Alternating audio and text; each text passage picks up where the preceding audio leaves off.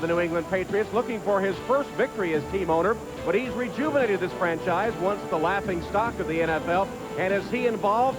Here he is just a few moments ago giving some pregame pointers to his kicker, Matt Barr. And Coach Bill Parcells sees a season of promise rapidly slipping away, needs a victory today to continue the love affair New England fans have had with this team. Hello, everyone. Welcome to Riverfront. Tom Hammond and Chris Collinsworth. Two winless teams today, but don't blame the offense of the Patriots. Best in the NFL, due in large measure to Drew Bledsoe. Well, I tell you, Drew Bledsoe has been just sensational so far this season, averaging over 400 yards passing per game. No question that he has come of age for the New England Patriots, but this is a team doing it in very un-Bill Parcells-like fashion, throwing the football. And the Bengals kicking off to the Patriots to get the game underway. Here's Ray Crittenden with a blocker in front. Tripped up just beyond the 25 to the 26-yard line.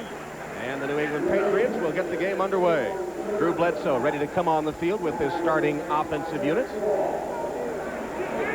Up front, Armstrong, Kratz, Arthur, Skeen, and Harlow did a pretty good job pass blocking, not so hot run blocking. Bledsoe, of course, is having the great start to the season, hitting 62% of his passes. And Ben Coates, the man to watch, second leading receiver in all of the NFL. Three wide, gets Thompson into the backfield, and Crittenden as the third wide receiver. Bledsoe to pass on first down. Under pressure, had it chipped at the line of scrimmage, and it falls incomplete. Intended for Michael Timpson. Bengals line up defensively this way, with Rucker getting the start in place of Crumry. Dan Wilkinson, first player taken in the draft. Ricardo McDonald has been injured. He gets a start today at linebacker. Secondary, Brim, Jones, Oliver, and Williams. And in passing situations, in their nickel, Corey Sawyer, the fifth defensive back.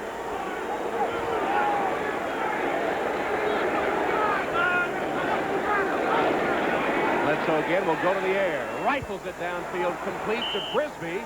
He's ridden out of bounds by Mike Grimm, but he has a New England first down. And there you saw the arm strength of Drew Bledsoe. No question about it, and an unusual opening strategy from Larry Peccatello, the defensive coordinator for the Cincinnati Bengals. This is a team that has not been known for blitzing the quarterback, and on the first two downs, they come after Drew Bledsoe. Bledsoe 1 for 2 to open the game. Already has thrown for 800 yards on the season, best in the NFL. First running play, Marion Butts finds some room up the middle, gets about 4 yards before John Copeland drags him down. Marion Butts, of course, #1 rusher on this team, but he's gained only 107 yards, averaging just over 3 yards a carry after coming over from the Chargers.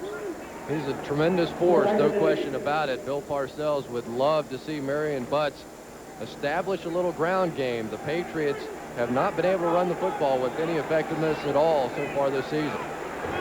Butts a gain of just over 2 yards on that carry. And he tries it this time and gets nothing. There to meet him are John Copeland and Keith Rucker. Rucker, number 95, getting the start in his third season from Ohio Wesleyan, a Division III player. You see him, 340 pounds. He can clog up the middle. Just a little guy.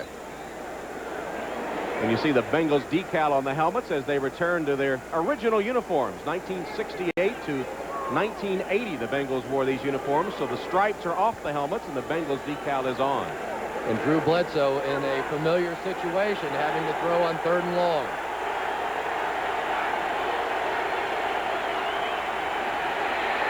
Bledsoe fires it and it's intercepted. Lewis Oliver picked it off. Oliver has it inside the 40 of the Patriots. There's a penalty marker down, a flag on the play.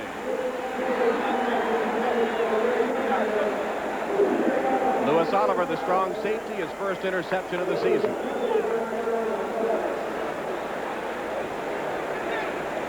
You see the referees in their old-style caps. Bob McElwee heading the crew today. The interception is good.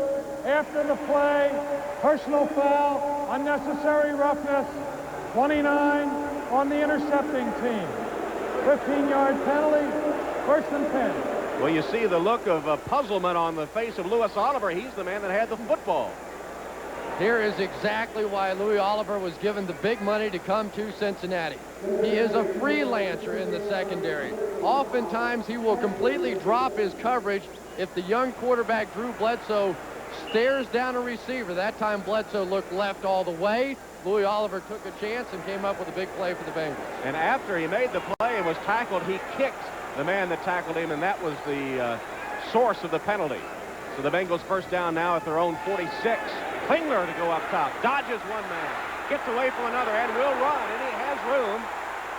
Ducks out of bounds after a gain of 11 into Patriot territory. David Klingler leading this offensive unit of the Bengals that has Sergeant, Cadigan, Brills up front. Moyer moves into the right guard spot, and Kozerski from guard to tackle. Klingler has hit 54% of his passes, 62% of his passes so far. Fenner is both the leading receiver and the leading rusher. Broussard and McGee come in the Hawk on passing situations. Rookie Darnay Scott, too, getting a start today at wide receiver for Cincinnati. Screen pass to Fenner. Made two men miss and then cuts upfield inside the 40 down to the 38-yard line. Vincent Brown finally tracked him down with help from Myron Guyton. Here's the way the Patriots line up defensively. Pitts, Goad, and Jones up front. Vincent Brown, the perennial leading tackler for the Patriots, and Marty Moore, last player taken in the draft, is a starter and the leading tackler for New England. The secondary has been burned repeatedly.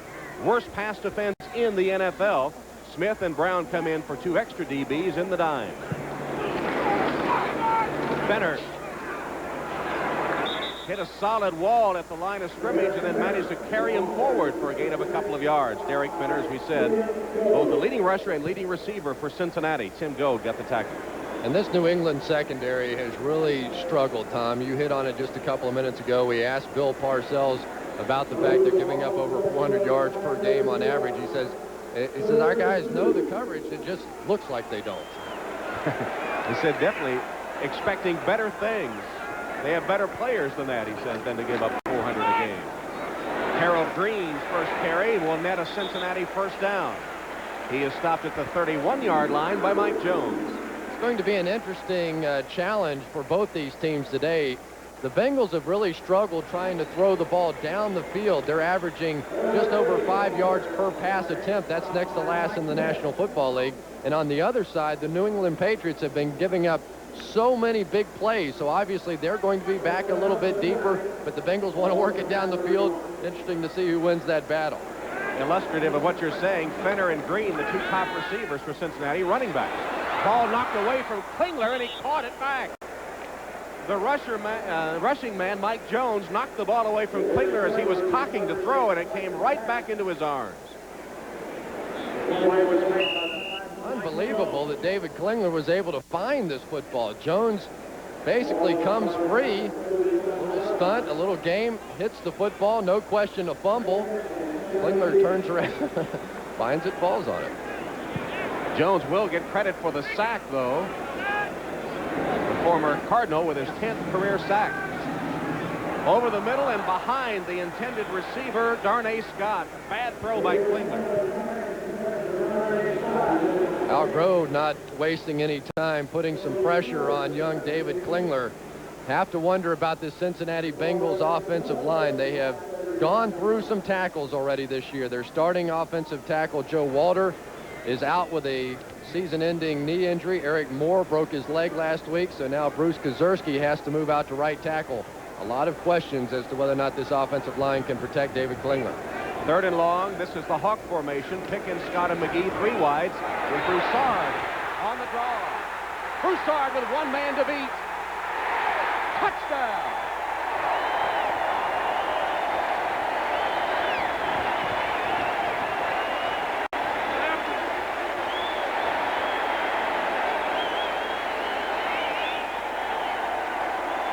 The speedy Steve Broussard, the third down specialist, Rambo's 38 yards for the Cincinnati touchdown.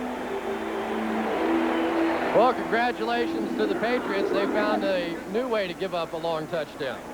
It used to be via the pass. Now give up the long run. This is a defense really struggling in the first three ball games of this season. Doug Pelfrey will try to add on the extra point, boots it up, and missed it.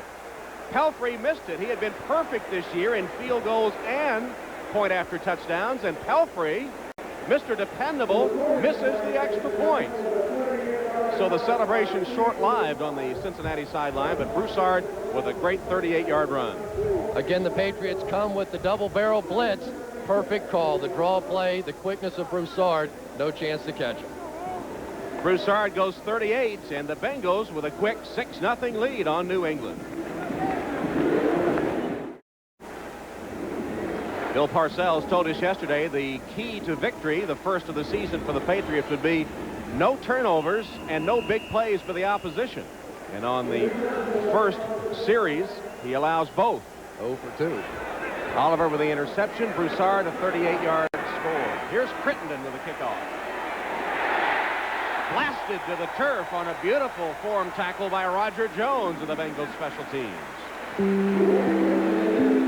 Broussard rushing 38 yards for the Cincinnati touchdown. That is a rare thing. Only 3 touchdowns on the ground all of last season, and already 2. One by Green, now one by Broussard in '94. And Steve Broussard was upset all week. He thought that he got yanked out of the football game last week because he fumbled inside the 5-yard line, didn't get back into the game.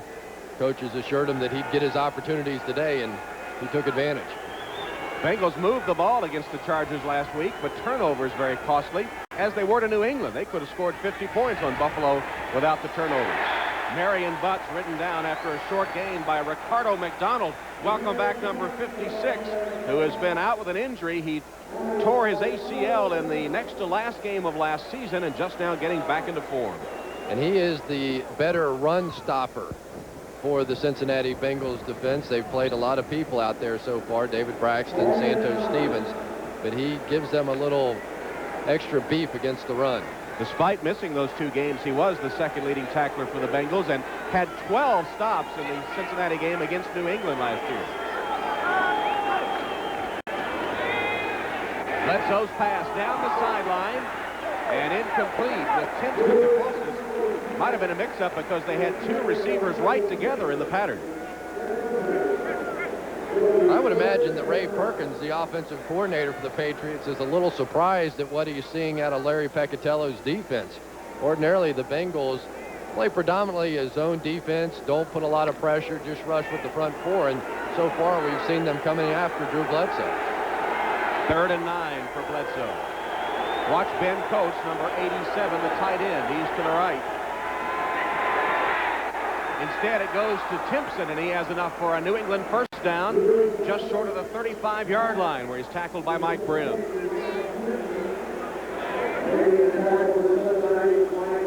Again, the Bengals come with pressure, leaving man-to-man coverage in the secondary. Timpson just simple turn-in pattern. Plenty of room given out there by Mike Brim. If you can protect it, it's fairly easy to play pitch and catch. First down, New England. Timpson made the first down reception on 3rd and long. 6-0 Cincinnati.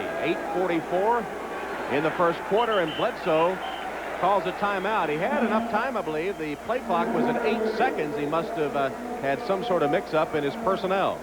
So New England takes its first timeout of the half. Parcells and company trailing by 6.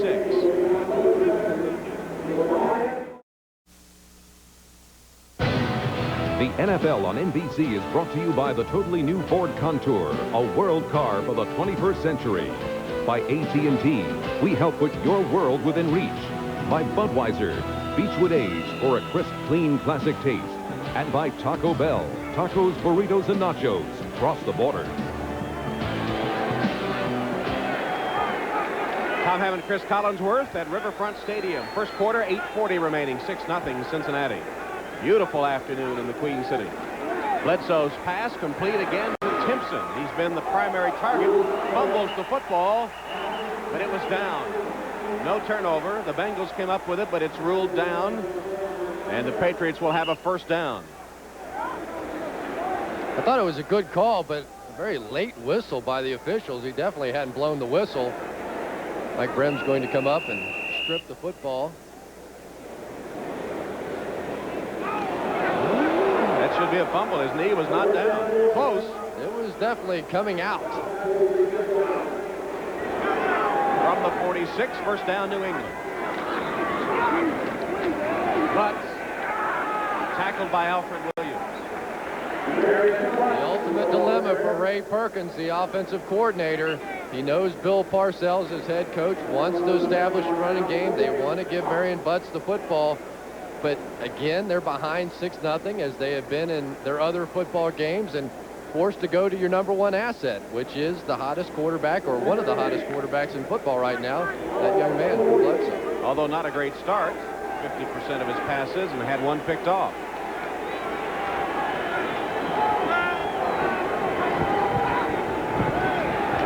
Bledsoe with time. Fingertip catch made by Vincent Frisbee right in front of Rod Jones. Oh, that was pretty.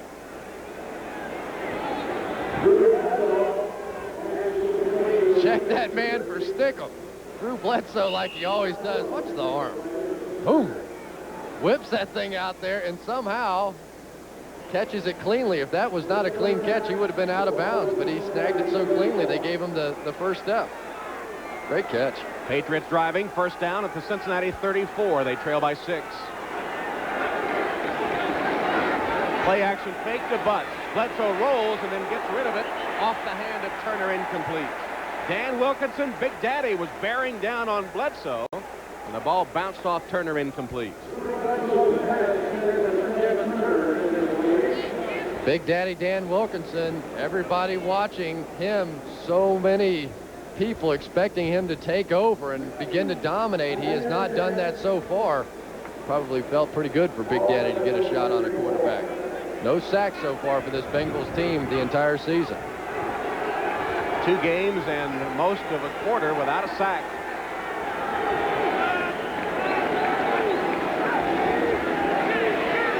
Bledsoe's pass threads it complete to Ben Coates, his first reception, and the 18th of the season. Let's go to New York now, where Greg Gumbel has an update for us. Greg? All right, Tom, Three River Stadium in Pittsburgh on the opening kickoff.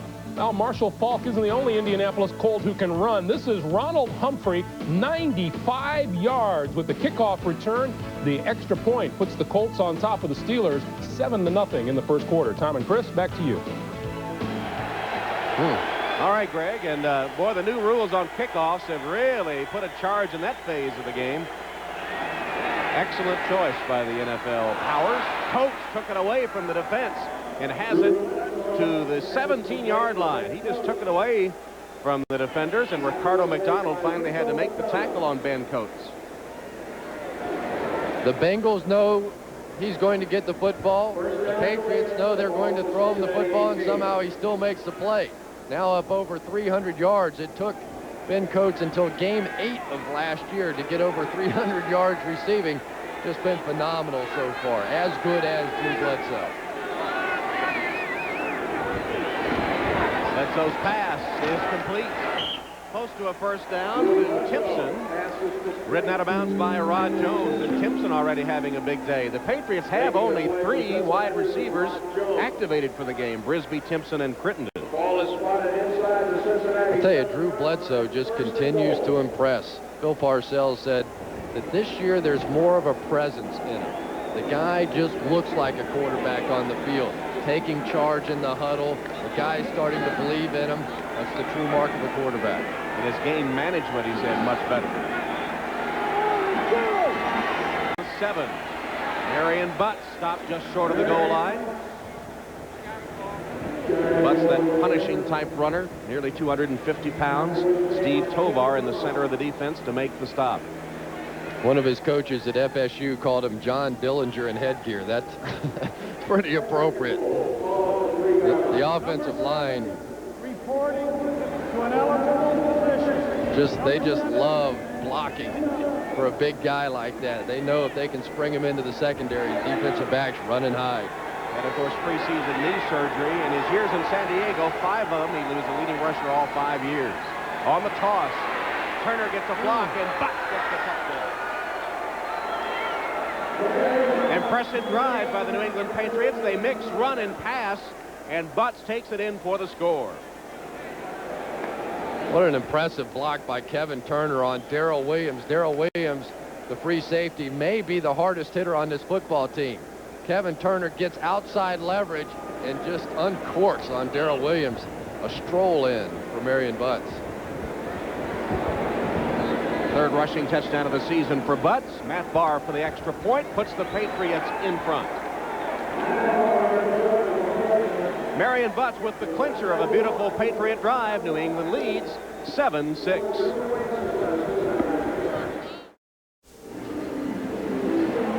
Marion Butts, who just scored that last touchdown, one time snapped his leg in high school. They took him to a local hospital. The doctor couldn't find a pulse, and there right in front of Marion Butts actually started talking about amputating his leg.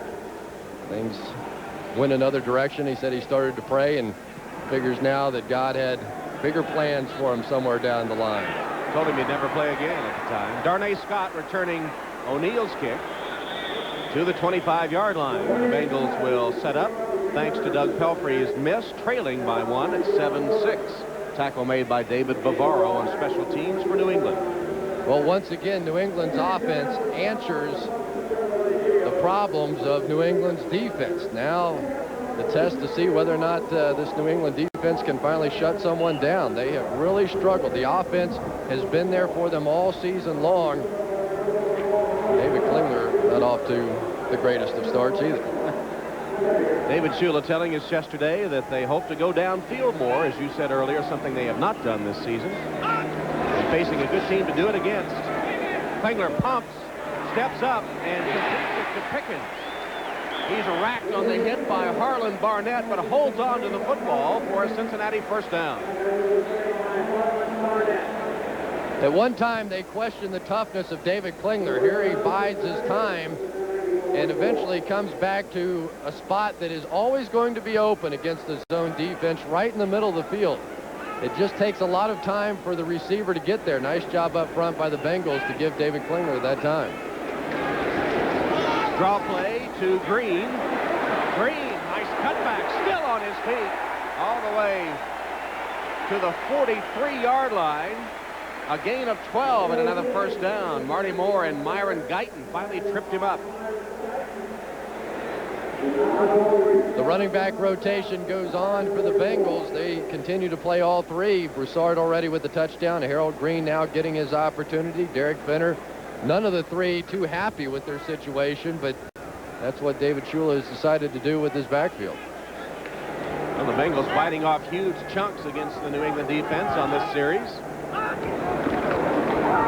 Green on the sweep, gets a block at the point of attack, and then the pursuit of the Patriots catches up to limit him to about 3 yards. Vincent Brown will have the tackle.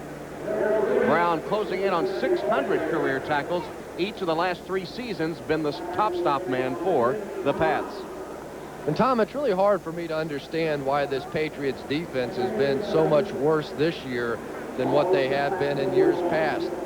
Went over some of the personnel with Bill Parcells yesterday. He said Vincent Brown isn't having a Vincent Brown kind of year.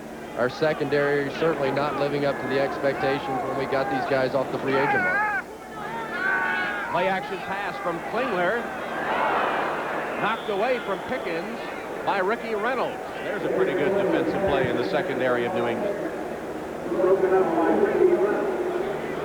Ricky Reynolds, one of the free agents that was signed in the secondary for the Patriots this year, along with Myron Guyton. You see the numbers for Parcells.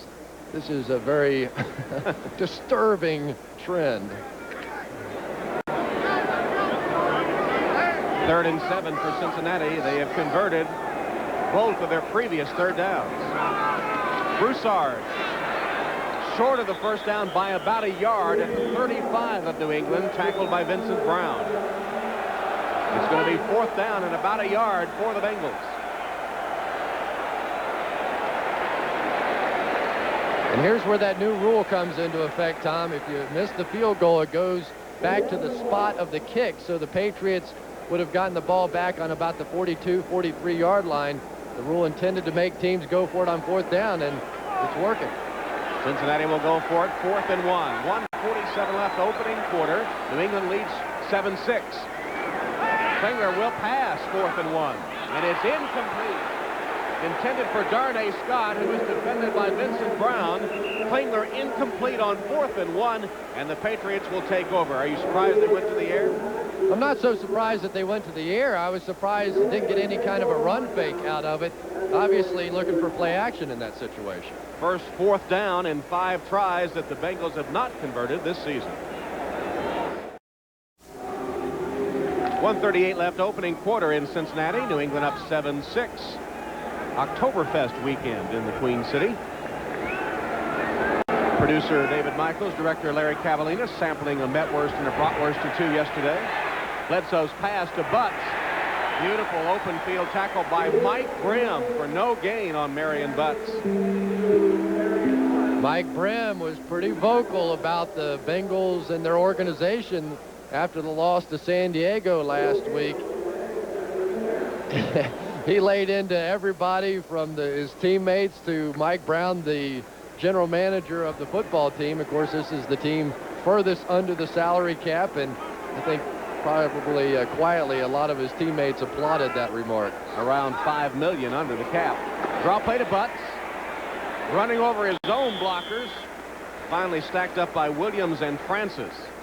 David Shula's reply to Mike Grimm was, after you play the perfect game, feel free to criticize others in the organization. Say what you please then.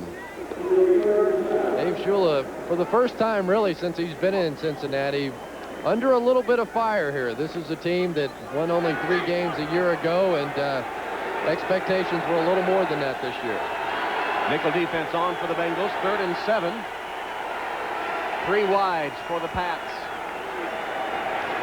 Bledsoe rifles it to Coates for a first down. Tackled at midfield by Darrell Williams.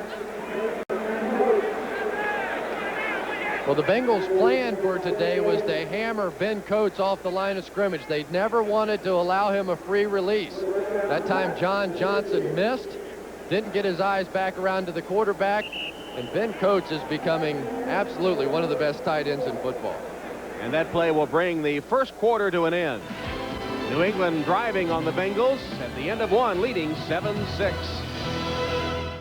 It's time once again to sign up for the '94 Gatorade Punt, Pass, and Kick competition. It's open to boys and girls ages 8 to 15 with local competition held in every NFL city. No charge for participation. Call 1-800-NFL-SNAP. Ready to start the second quarter in Cincinnati. Patriots up 7-6 on Cincinnati. Big Daddy and the defensive unit of the Bengals looking for their first sack of the season. The only team in the league not to have one.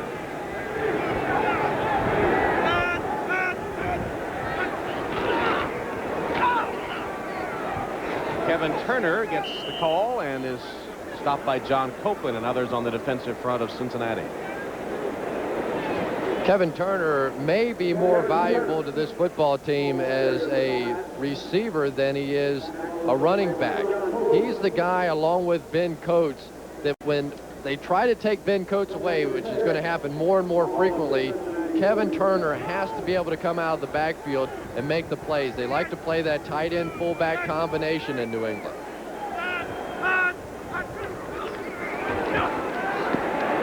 Bledsoe across the middle and complete to Brisby. Vincent Brisby in the center of the Cincinnati defense. Dragged down by Rod Jones, but he has a New England first down inside the Cincinnati 30-yard line. Well, Bill Parcells called Drew Bledsoe clueless last year.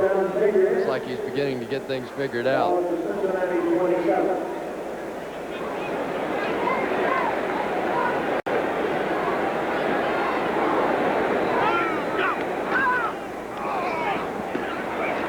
Kevin Turner back to the line of scrimmage and no more. Steve Tovar got penetration to cut the legs out from under Kevin Turner. And it'll be 2nd and 10. This is a good situation, though, for Ray Perkins and the Patriots. They know they can move the football in the air. They've had success already against this Bengals defense. They're up by a point in this ball game against a team that they should beat, quite frankly, this afternoon. And so it gives Ray Perkins a chance to try to establish that running game. They know they can't rely on the pass alone. Bledsoe for the end zone. Overshoots Vincent Brisby, incomplete.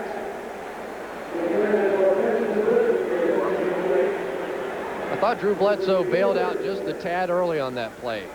The Bengals came with the blitz. He had it fairly well picked up, and Drew had a chance to hold that ball maybe 1 second longer. It looked like his receiver was going to break open, was open against man-to-man coverage, and just bailed on it a tad early. 3rd and 10 coming up from New England. They get Leroy Thompson into the backfield for Butts, Simpson, Crittenden, and Brisby in the game.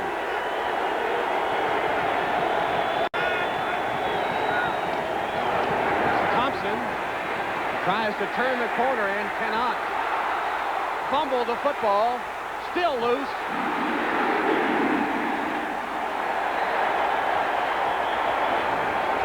Still no signal. Rod Jones came away with it. He's got some signal for him. I think they're going to say the ball bounced out of bounds and then was kicked back in. And if that's the case, it would be New England's ball, and they'll get a shot at a field goal. An out-of-bounds defensive player touched the ball. It becomes a fumble out of bounds. The ball still belongs to New England. So it wasn't the ball that went out of bounds. It was a Cincinnati player that touched it while he was out of bounds. Good call by the officials. At that point, the player becomes an extension of the ball. If he's touching it while out of bounds, then the ball is out of bounds. First field goal attempt of the season for New England. Matt Barr, 44 yards, and good. Matt Barr hits his first field goal attempt of 1994, extending the New England lead to 10-6. Welcome back to Cincinnati. David Shula's Bengals trailing now by 4. While we were away, he was arguing that last fumble call pretty strenuously. It was ruled New England's ball, and they get the field goal. Pat O'Neill to kick off for the Patriots. Bounces at about the 12. Scott will pick it up on the hop. Darnay Scott pushing Eric Ball in front of him back to the 28-yard line. And while we were away after the field goal, this is what took place with David Shula. He's not talking about how much he likes his new hat either. Thanks. Here's the play. The fumble, really, the fumble created without even a hit. Leroy Thompson just losing control. It's a good call by the officials. They got it right. Lay the groundwork, though. Maybe you get a call later. Bengals put it in play from their own 28-yard line, trailing 10-6. Klingler down the sideline. Pickens fighting with Maurice Hurst for position, and the pass falls incomplete. Well, a little unusual in that Carl Pickens is really not the swiftest of the receivers. They drafted Darnay Scott, a little hesitate and go, to be their deep threat. Maurice Hurst just absolutely all over this one. He and Bill Parcells have gone at it a few times over contracts and various such issues, but no question about his ability as a corner. Beautiful play that time by Maurice. Second down pass, Klingler completes it to Jeff Query. That's only a gain of 5 or 6 yards, hit immediately by Ricky Reynolds and Willie McGinnis. Klingler now has hit 4 of his 9 pass attempts. And Willie McGinnis getting a chance to play again this afternoon. He came out so spectacularly. I think it was the first exhibition game, had 3 sacks. Since then he's had some knee and hamstring problems, but he's healthier now, and they expect him to play a little more than he has, about 30 plays per game so far. 4th player taken in the draft from USC. Klingler steps away. Caught from behind at the line of scrimmage by McGinnis, the rookie linebacker. And there you see the speed. Already a half a sack on the season. There's just no substitute for it in this game, especially at the outside linebacker position. Bill Parcells really builds his defense around outside linebackers. He likes to get the 2 gapping push up the middle with his interior 3, and then he loves to have that great speed on the outside. Chris Slade's been playing much better so far this season at one side, and if McGinnis can pick it up on the other, it would be a great combination. Lee Johnson's first punt fielded by Ray Crittenden. Backpedals to try to get room and can't. Ridden out of bounds at the 30-yard line by John Johnson. There's a penalty flag back upfield.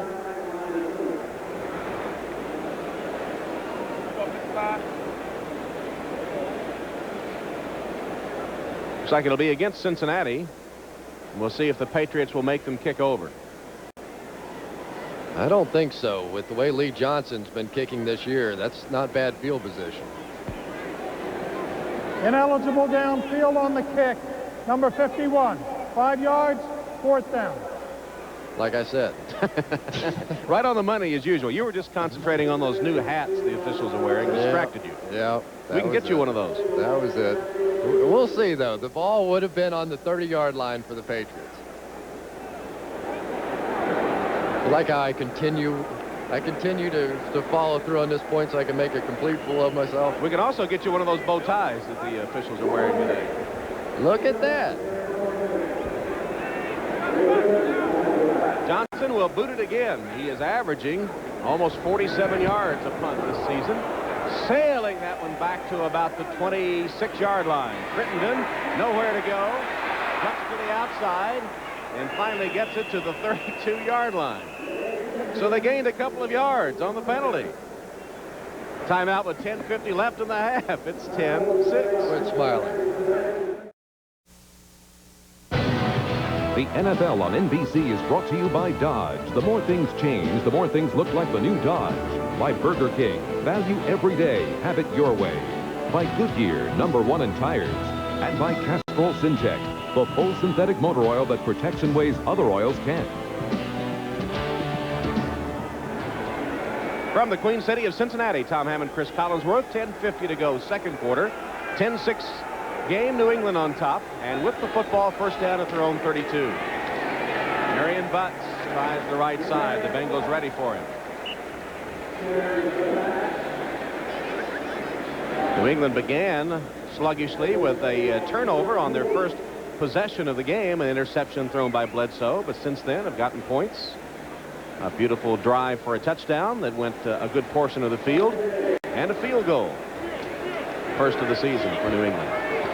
See if the big guys up front now can establish something for New England.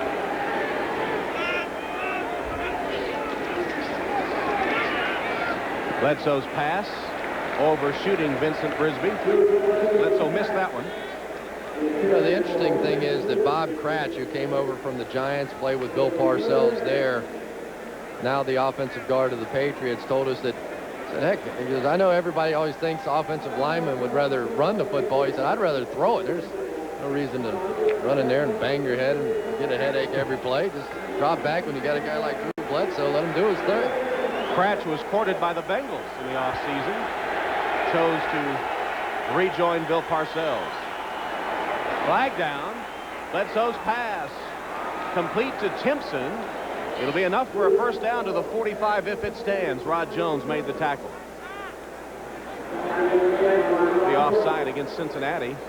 They were coming with a blitz and maybe started a little early. It is again. Penalty is declined. First down. Steve Tovar trying to come on the blitz right over Bob Cratch. Just leaned his melon a little too far in there. But did you see the throw by Drew Bledsoe? Standing absolutely vertical, not stepping into it at all, just flipping it with his wrist through a BB about 15, 20 yards. 12 to be exact. First down, New England. Butts opened up for a moment, then wrestled down at midfield by Jones and Oliver.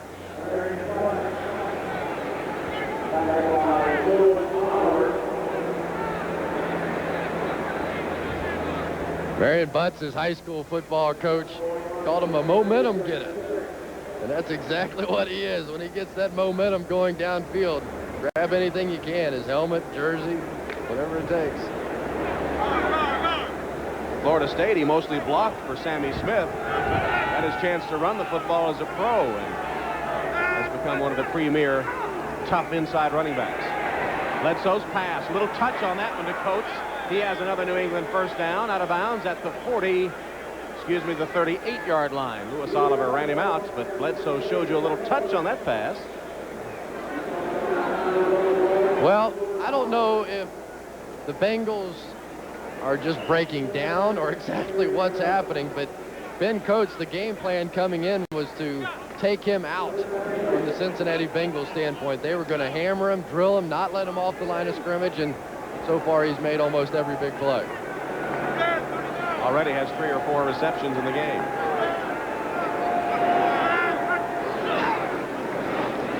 Butts stopped at the line of scrimmage by Tim Crumrye. You know, Tom, the amazing thing about Ben Coates is that he's probably a better blocker than he is a receiver.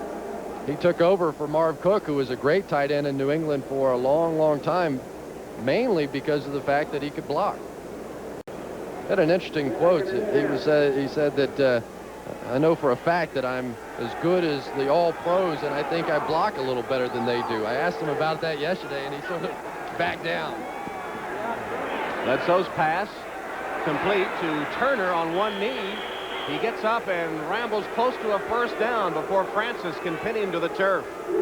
Turner went on one knee to make the reception and then got scrambling toward the first down marker. Will be just a little short. The offensive line for the Patriots doing a nice job with the pass protection. Reporting to an eligible position. Number 70. Number 70, man. That's Brandon Moore, normally a tackle, reporting as a tight end on this 3rd and 1.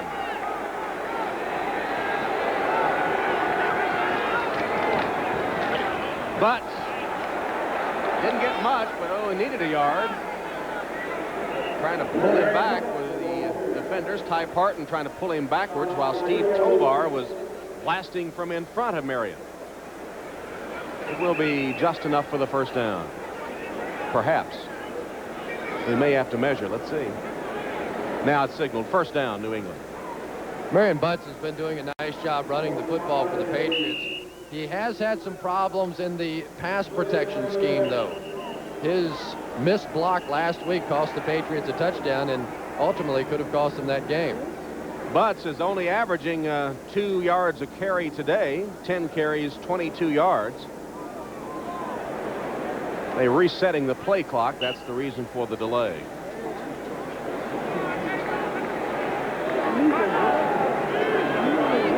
First down, New England from the 27 of Cincinnati. Just under 7 minutes left in the first half. 10-6 New England.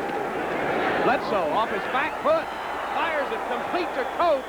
No, I thought he had it. Francis hit him, and I thought Coates had it for a moment, but the ball bounced free. James Francis, a former basketball player at Baylor, every bit the athlete that Ben Coates is. Again, they're giving him the free release off the field, or off the ball. And it looked like Francis may have just knocked down Ben Coates' arm.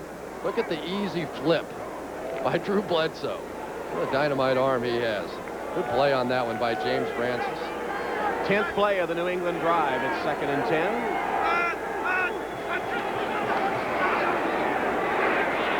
Bledsoe finds Timpson in the middle of the field.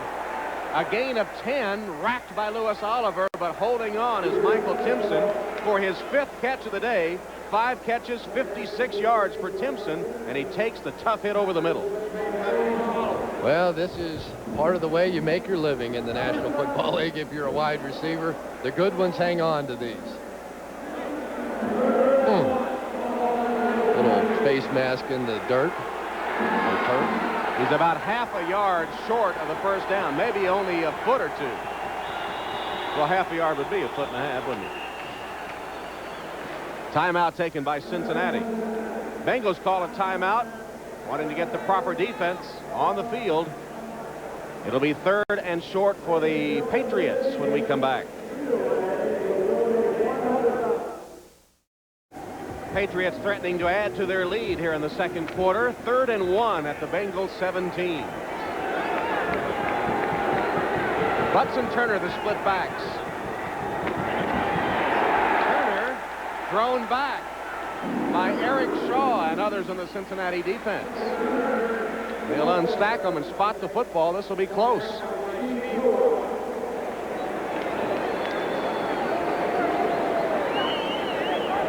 They've struggled running the football all season. Bill Parcells trying hard to make this into a running football team. I don't know if he'll be able to get it accomplished or not. It's frustrated him too, hasn't it? Oh, boy, you could tell just talking to him. He said, I know you guys enjoy those big shootout kind of games, but I don't. They'll call in the chain to measure.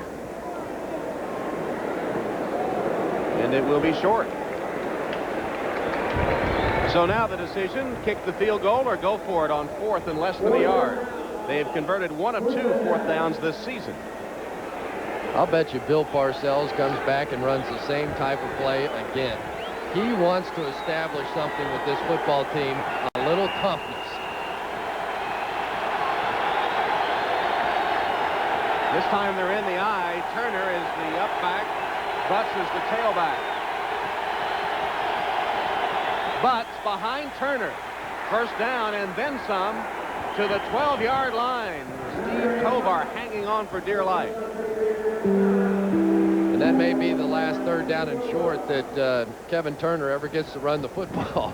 When you've got a big guy like Marion Butts and a good blocker like Kevin Turner, it just makes sense. Well, when you've struggled as a head football coach, not only this year but in years past, you got to take on many hats. One of them is cheerleader as well. This crowd is about as dead as I've seen in some time. But then so are the Bengals. Leroy Thompson, very little. Tim Krumrie made the stop. And the Bengals continue to play pretty tough run defense against New England. A little combination of both. I think the Bengals are playing pretty well, but the Patriots really struggling. They haven't run the football, and Bruce Armstrong's a guy that used to be such a devastating run blocker, the left tackle, but after that knee surgery, I just don't know if he's ever gotten quite back to form. 14th play of the drive coming up. Flags down, play stopped. It'll be illegal procedure against the Patriots. Step off 5 yards. Prior to the snap, number 87 offense. 5 yards, 2nd down. Ben Coates trying to get a head start. Well, when you play against the Bengals, you get a little antsy and try and pad your stats all you can. Jumped up a little quickly there. This Patriots offensive line, though, has been hurt by guys that really haven't produced for them. Eugene Chong and Todd Rucci, both guys that were one drafted in the 1st round, the other in the 2nd round, and neither of those players active. So some disappointments from previous drafts. Mark it back at the 16 now.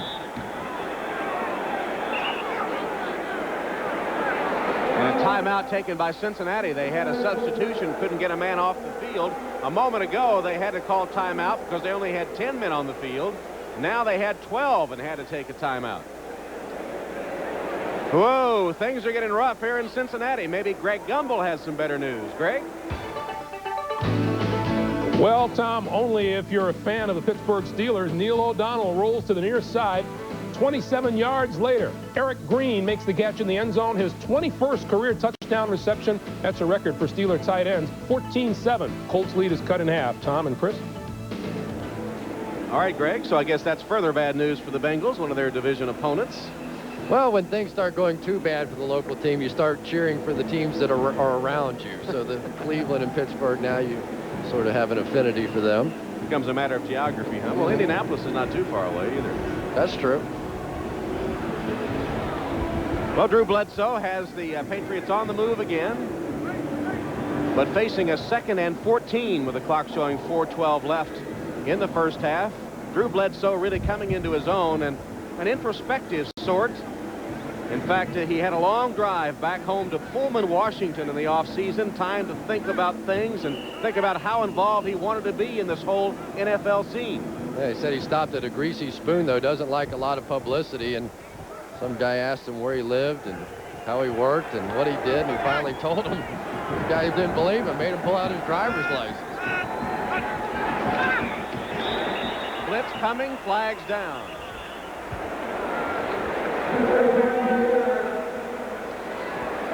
So Bledsoe cornered at this Nebraska truck stop. Prior to the snap, number 77, offense. Pat Harlow guilty that time.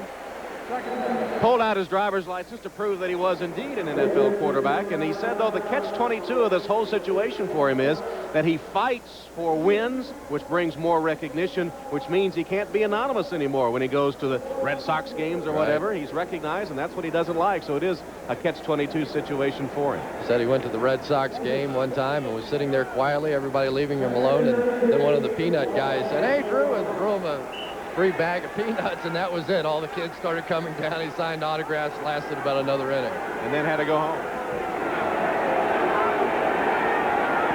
For the end zone, Bledsoe just throws it away. Incomplete. It'll bring up 3rd and long. In case you're wondering, that is not intentional grounding because of the fact there was no pressure on him at the time.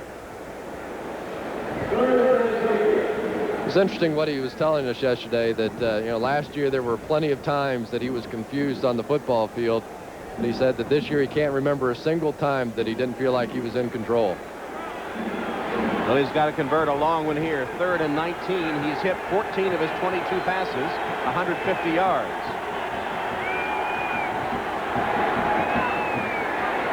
Rifles it. Turner came back to catch the football. He'll be short of the first down. Rod Jones made sure he didn't get up. But a nice effort by Kevin Turner, who is the 2nd leading receiver on the season for New England behind Coates. Yeah, and a good call that time by Ray Perkins. Very difficult to get the touchdown thrown into a 4-deep secondary, so all you do is you make the field goal a little easier. This throw was just given to them on the sideline. You see the defensive back, Rod Jones, backing up into the end zone. Take it, make it a little easier for Matt Barr. 24-yard attempt by Barr, who had a 43-yarder before. Hit the upright and went through. Did he call back? 13-6.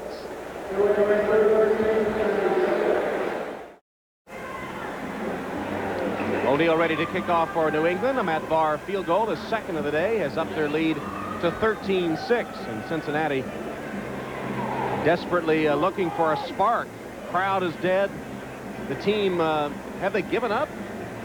I don't think they've given up yet. The problem is they're just a little less talented than most others. Remember, this Patriots team played 2 of the better teams in the National Football League the first 2 weeks in Miami and Buffalo. I definitely put them at least mid-level in the NFL. Ball and Scott awaiting the O'Neal kick. Scott at the goal line.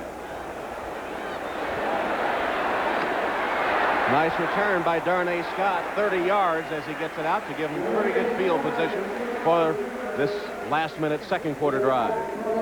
Well, move over Joe Montana, a 7-minute drive for a field goal engineered by Drew Bledsoe. You've been waiting since last week to say that, haven't you? You waited till we get on camera to embarrass me in front of everybody in the greater Boston area. Well, that's what you said last week about Ron Paulus of Notre Dame. Let's do this, Dad. You're killing me. Absolutely killing me. Move over Tom Hammond.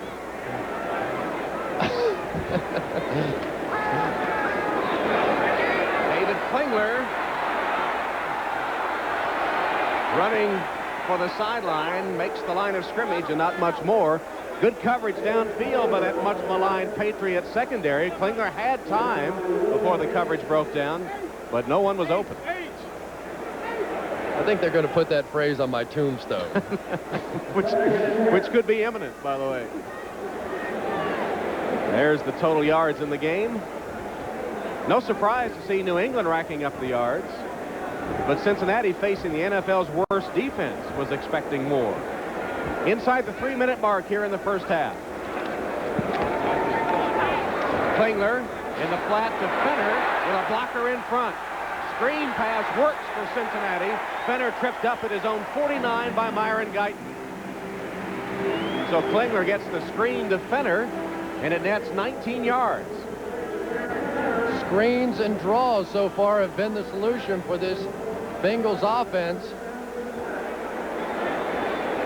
There you see the inside move by Aaron Jones. That's what set up the screen. And the Bengals in a hurry with their offense. Pass caught by Jim McGee. McGee close to a 10-yard gain, tackled by Maurice Hurst. 2-minute offense working for Cincinnati. Yeah, why not? You get a little emotion on the field. Sam White used to do this a lot in Cincinnati just to give his offense a spark. Bruce Coslett, of course, now back as the offensive coordinator. He was also the offensive coordinator of the '88 team that won the AFC Championship. Close to the first down, they'll stop time to measure. And it gives us a chance to remind you to stay tuned at halftime for the Domino's Pizza NFL Live halftime reports. Greg Gumbel, Mike Ditka will have the scores and highlights. And they'll take a look at John Elway, the Broncos quarterback. That's the Domino's Pizza NFL Live halftime report. 2:10 on the clock, and the Bengals right up to the line and ready to go.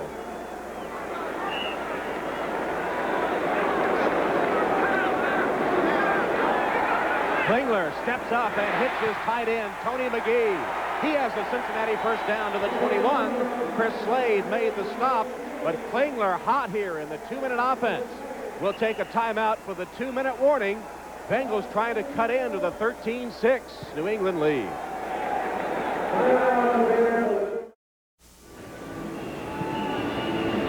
Bengals showing new life with a chance to tie in the final 2 minutes of the half. The 2-minute offense run to perfection by David Klingler. Hit all 3 of his passes on this drive for 47 yards.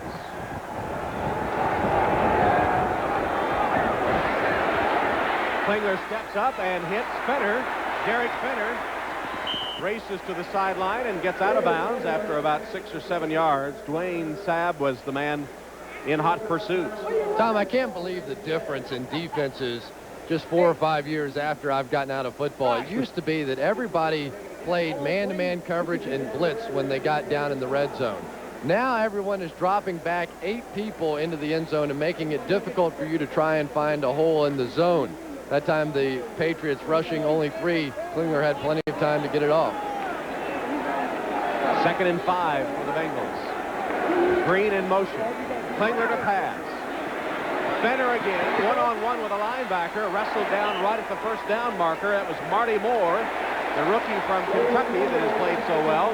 Went one-on-one against Fenner, and Moore draws a hand from the crowd. He is from nearby Fort Thomas, Kentucky. Played at Highlands High School here locally. His mom in the stands, and Marty admits that not even his family will sit with mom during one of these games. She goes a little crazy. 50 tickets Marty had for today's game. First down, Cincinnati. Fenner, first down run inside the 10-yard line, a couple of yards gained.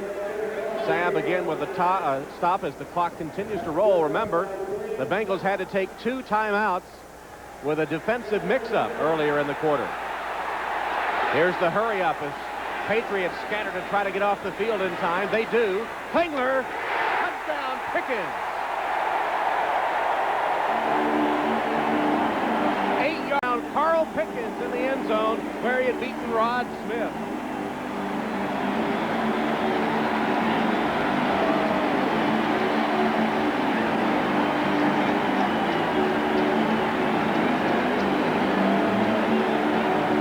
Carl Pickens working one-on-one. The over move by Rod Smith as he tried to break in front. And Pickens just with a little slide on the back end. Pelfrey, remember, missed his first extra point attempt, but this one splits the uprights, and the Bengals, counted down and out, have come back to tie the score at 13. Pickens, and give Klingler credit. He put the ball right where it had to be, where only Pickens can get it. We're tied, and the crowd is finally into it.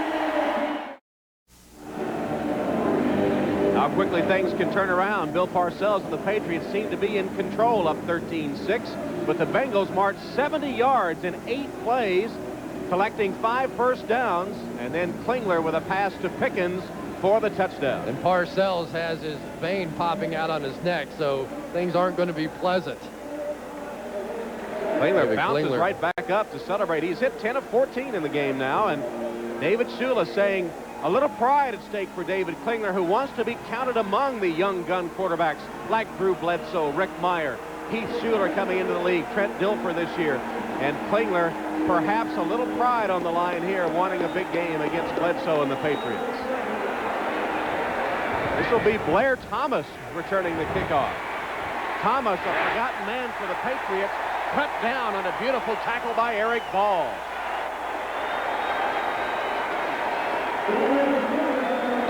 And, Tom, you have to know there's about 3 years' worth of pin-up frustration in this crowd if they can get something to cheer about. Now let's see if Drew Bledsoe can answer and give his team some momentum going into halftime. It has been the offense that has done the job through the first 2 games. 1:15 as you see in this tie game. Sudden turn of events here. Bledsoe tries to answer the superb Klingler drive. And they're just going to run out the clock. There's a penalty marker down.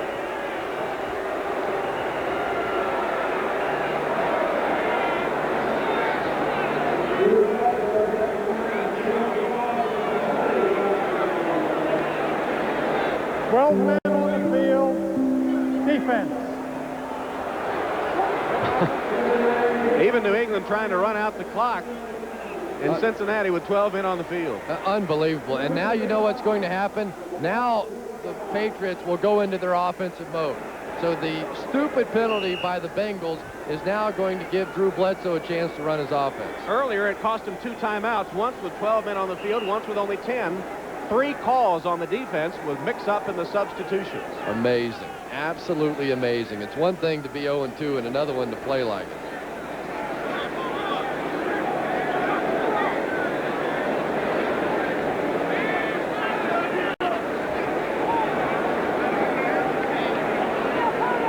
I'll be shocked if they don't give Drew Bledsoe and this offense a chance to put the ball up. They have been so hot and so consistent through the first couple of ball games. You don't want your team going in on a downer of a note and feeling like that you just ran out the clock and didn't have any confidence in your quarterback. They've got all 3 wide receivers in. Timpson has been the man today. And Coach set wide in this formation. Gets the slant in and is still going. Hit hard finally by Corey Sawyer. But Bledsoe will call timeout to stop the clock after a 23-yard strike to a slanting Ben Coates. Wow.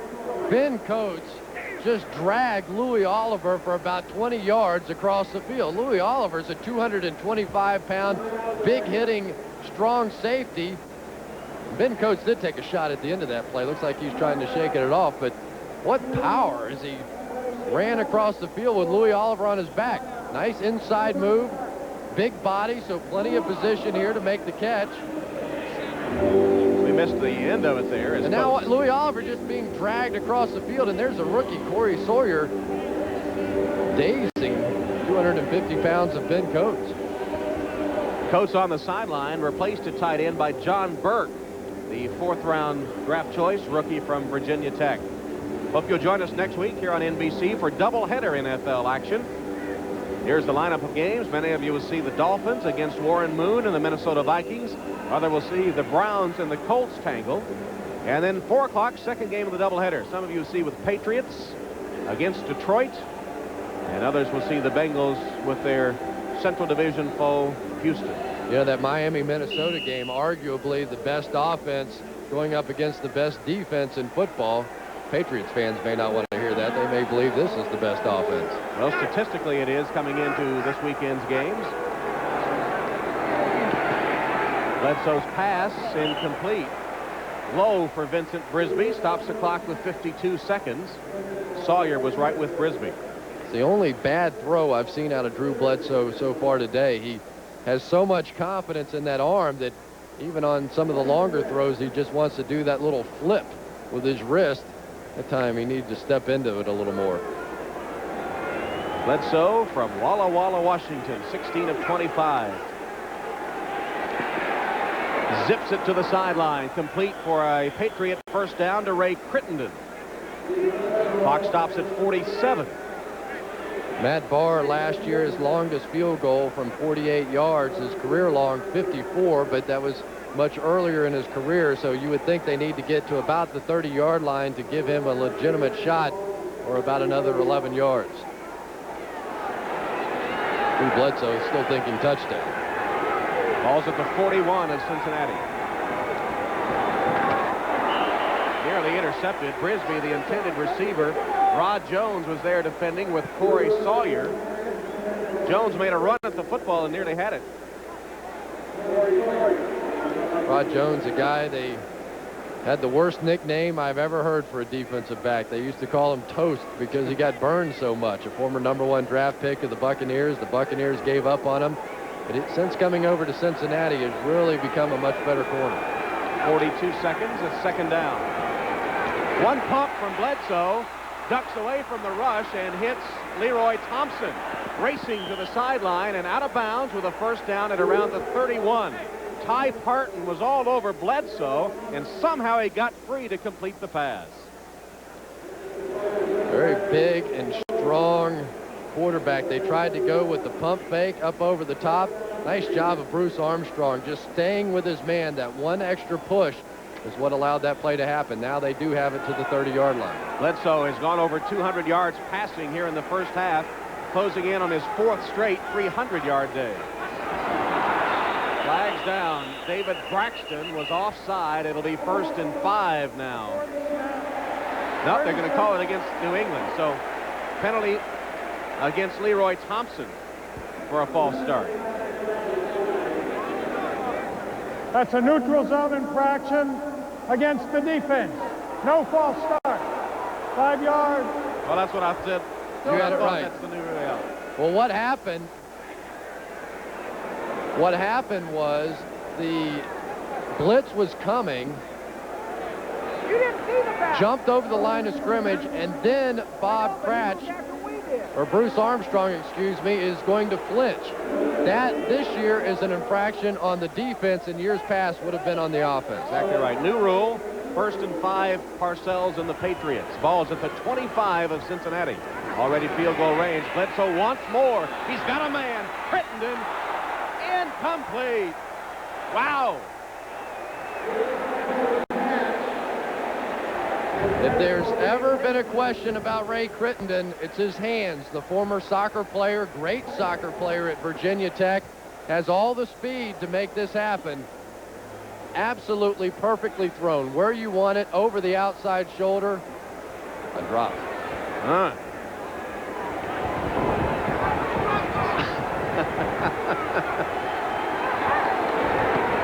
Tipped at the line and incomplete. Braxton. When you're playing against a team like the Bengals that have so much to overcome emotionally, been so bad for so long, you can't give up great opportunities like Ray Crittenden just did. They had a chance to take a touchdown lead going into halftime, and now all of a sudden this Bengals defense finding a little extra life. Second tip pass of the game by Cincinnati. It sets up a 3rd and 5. 24 seconds left. Tie game first half. Bledsoe intercepted. Intercepted by Fernandez Vincent of the Cincinnati Bengals. Timed it perfectly. Second interception of the day.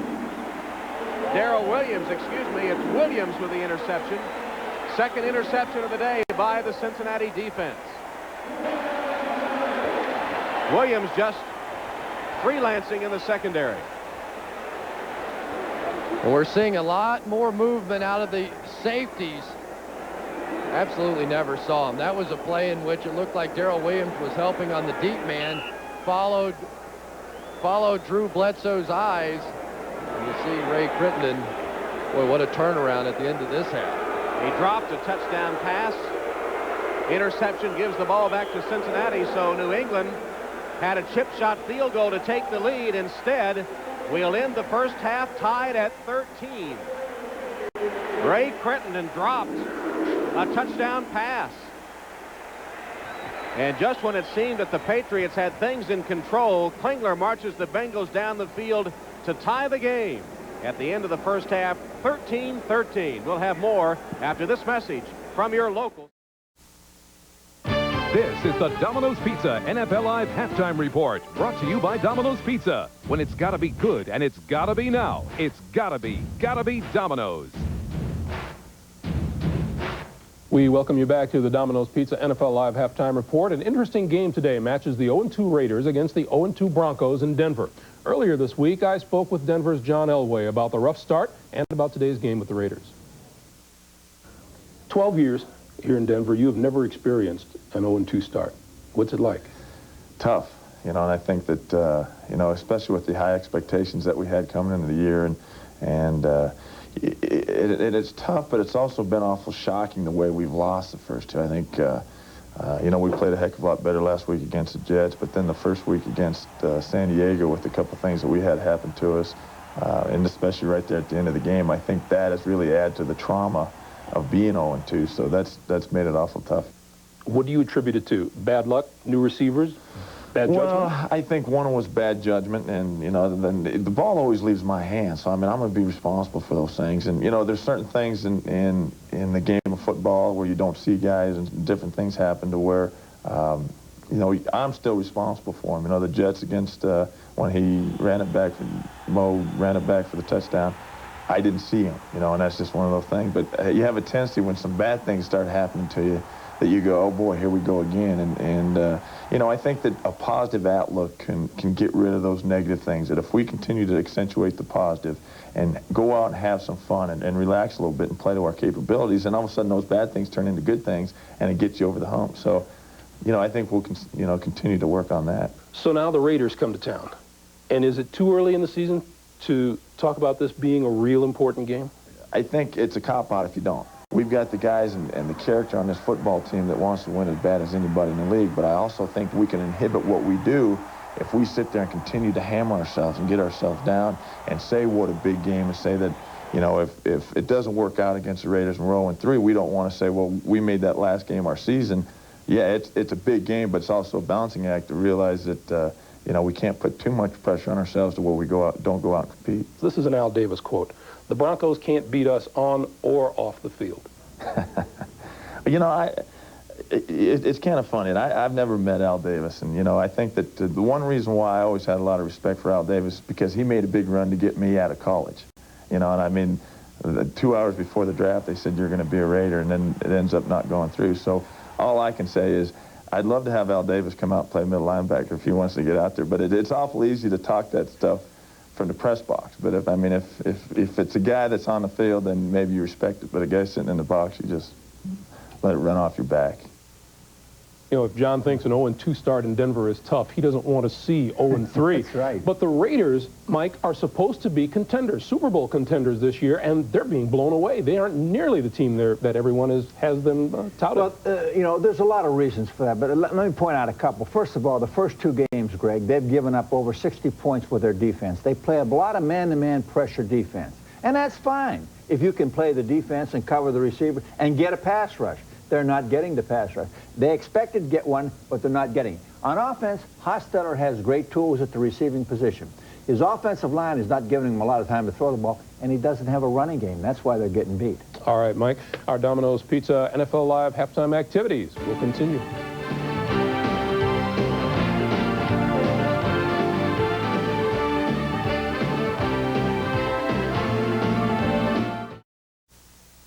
This is the Domino's Pizza NFL Live Halftime Report, brought to you by Domino's Pizza. When it's gotta be good and it's gotta be now, it's gotta be Domino's. Along with Mike Ditka, I'm Greg Gumbel. We welcome you back, and before we send you back to New England versus Cincinnati, let's run down the scores and highlights for you. First at Joe Robbie Stadium in Miami, the Dolphins with a halftime lead over the Jets. 14-0 is the score there. Joe Namath, one of the Jets' honorary captain on this Throwbacks weekend. The Dolphins' opening drive went 15 plays, almost 9 minutes, but it ended when Mo Lewis picked off Dan Marino at the goal line to keep the game scoreless. They are playing in 100-degree temperatures in Miami, and it's showing on the sidelines. Keith Byers has now caught a pass in 106 straight games. This 19-yard completion from Dan Marino went to the 1-yard line and set up Terry Kirby's 1-yard touchdown 2 plays later. It was 7-0 Miami, and then just before halftime, Marino to Byers again, this time 11 yards in the touchdown. The Dolphins' lead at halftime is 14-0. The Dolphins are dominating this game in total yards and in time of possession. Well, especially in time of possession, but I think that where they're really dominating is they're dominating on defense. Their defense is doing an outstanding job. And that's a credit to their coaching staff because they have a lot of guys hurt on defense. The other guy that plays good week in and week out for us is Keith Byers. Keith Byers, he's probably one of the most valuable assets they traded for in the history of that organization. All right, Mike, at Soldier Field in Chicago, the Bears and the Minnesota Vikings have gone to the third quarter now. Fuad Reveiz has just kicked his second field goal of the game, and the Vikes lead the Bears 13-0. Earlier in that game, Terry Allen, a 12-yard touchdown run for Minnesota. In Houston, the Oilers making the Buffalo Bills look ugly. 3 Steve Christie field goals is all the Bills have managed today, but the Bills have held the Oilers off the scoreboard, and they lead Houston 9-0 in the third. In Philadelphia, the Eagles trailing the Green Bay Packers 7-3 at halftime. Brett Favre to Reggie Cobb for 37 yards, the game's only touchdown so far in that game. In Pittsburgh, the Steelers have come back from a 14-0 deficit to lead Indianapolis 17-14. Ted Marchibroda of the Colts looking on, and boy, did he get some big plays. The opening kickoff, Ronald Humphrey up the middle to the left and won't stop. He goes 95 yards for the touchdown. Indy's first kickoff return for a touchdown since Clarence Verdun did it in 1991. Neil O'Donnell hit by Tony Bennett here. Quentin Coriat says, thank you oh so much. 78 yards for the touchdown. 2 big plays have the Colts on top, 14-0. But the Steelers hung in, and here's the comeback. O'Donnell on the rollout. His tight end, Eric Green, along the back of the end zone, 27 yards in the touchdown. That cuts Indianapolis' lead in half to 14-7. And then Barry Foster around the right side for 29 yards and a touchdown. 100 yards on 16 carries in the first half for Barry Foster. It is a big lead, or it's a lead for now the Steelers 17-14, and Barry Foster with 104 yards in the first half to just 29 for Marshall Faulk. And one of the things that you notice in this game right off the bat, the Colts with just 6 yards passing in the first half, 47 total yards. The offense isn't clicking the way it should. Well, they've been totally dominated. I tell you, the one thing that's good for me to see is Barry Foster running that way again. You know, I had a lot of doubts about Foster getting the last season. I thought maybe he wasn't hurt as bad as he was. But evidently he was hurt. And when he's well, he proved that he can run the football with anybody in the league. All right, Mike, in Cleveland, the Cardinals and the Browns have gone to the third quarter, and the Browns lead the Cardinals by a score of 3-0.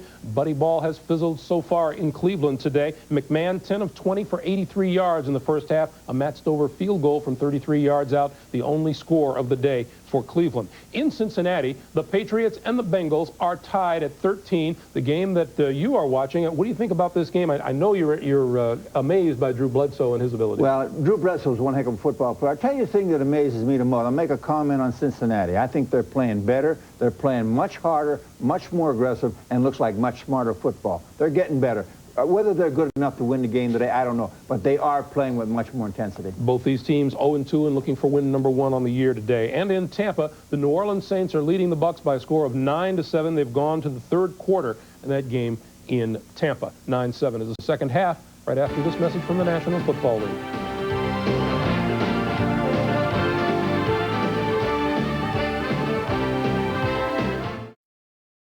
I'm Bill Lenkaitis, formerly of the New England Patriots. Back in 1979, I made a United Way spot, and I had my daughters, Christy and Lori, appear with me. I saw my mother suffering with arthritis. That's why I volunteered to help children with arthritis, working for the Arthritis Foundation in New England. My teammates and I help people in need through the United Way in New England. Over the past 20 years, you've seen my teammates bring you the United Way stories of courage and caring through the Great Moments series. All those stories have one message, that when you give, you also receive. All the people that you've helped over the years through United Way would like to thank you. I brought my daughters with me today to help me thank all of you for your support of the United Way here in New England. We've seen that all the agencies and programs of the United Way are really helping people who need our help. This experience growing up with United Way showed us that when you give to United Way, your gift goes on working year after year. United Way, reaching those who need help, touching us all. This message furnished by the National Football League. Patriots and Bengals tied at 13 here at halftime as we get ready for the third quarter of play. It's been a game of twists and turns, the advantage swinging back and forth. Bengals had to be encouraged by the last 2 minutes of the half. And I'll bet you that New England locker room is a little toasty right now. Bill Parcells probably laid into those guys pretty good. Let's take a look at our Coors Light halftime stats. No question, the Patriots dominated play in the first half, but the turnovers really killed them in the drop pass as well. So 2 interceptions thrown by Drew Bledsoe.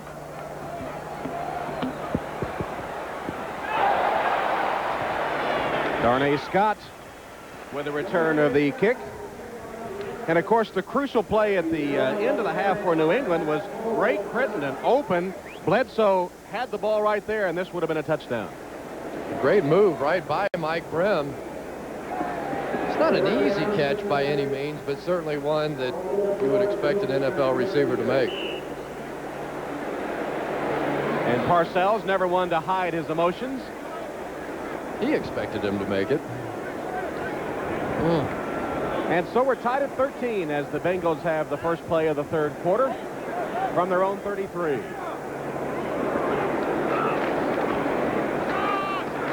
Harold Green, a gain of 2. Tim Goad and Mike Pitts from the defensive front of the Patriots make the tackle. Hard to believe the fall of Harold Green. He was a Pro Bowler in '92 and really just had a horrible year last year, averaged just 2.7 yards per carry. They had so many problems with the offensive line, and he's out to try and prove himself. He tried to get out of here in the worst way. Didn't want to play for Cincinnati anymore, but here once again.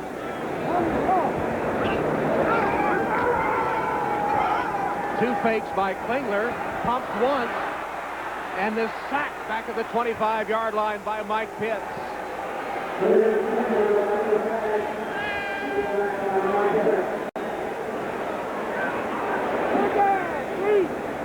Mike Pitts in the pits, working against Bruce Kazurski, who's playing tackle for the first time. And really, you can't blame that one, though, on Bruce Kazurski. They had the flea flicker on, and David Klingler just decided not to throw it. Carl Pickens in one of those iffy sort of areas down the field. Harlan Barnett not to get burned again this week. Klingler hit again. The ball comes loose. And the Patriots have it. Aaron Jones hit Klingler. The ball popped free and was recovered by Willie McGinnis, the rookie.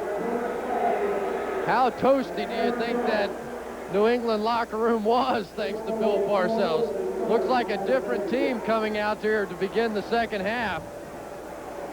Aaron Jones making a move that only 3.5 sacks last year, and that was a career high for him. Somewhat of a bust with the Steelers. First round draft pick. Dynamic move there.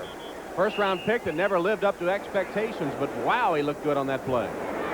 And Tom Ken Moyer, who has been forced back into the starting offensive lineman's role for the Bengals, beaten on that play. Is malfunctioning. We're getting a replacement. The down marker, I believe Bob McElwee said. Interesting choice of terms there by Bob McElwee. Getting a replacement. There's been a lot of talk this past week about replacement officials coming up in the near future. And the Patriots have busted a few down markers this year, too, with this high-powered offense. A gift here from the Bengals. They start at the 19 of Cincinnati. Marion Butts. Once again, the Cincinnati defense ready for the Butts run. Copeland and Tovar led the defensive charge that time. It's just so hard for me to sit and watch the New England Patriots offense coached by Bill Parcells that can't run the football. I mean, those two things have always gone together. Bill Parcells and power running.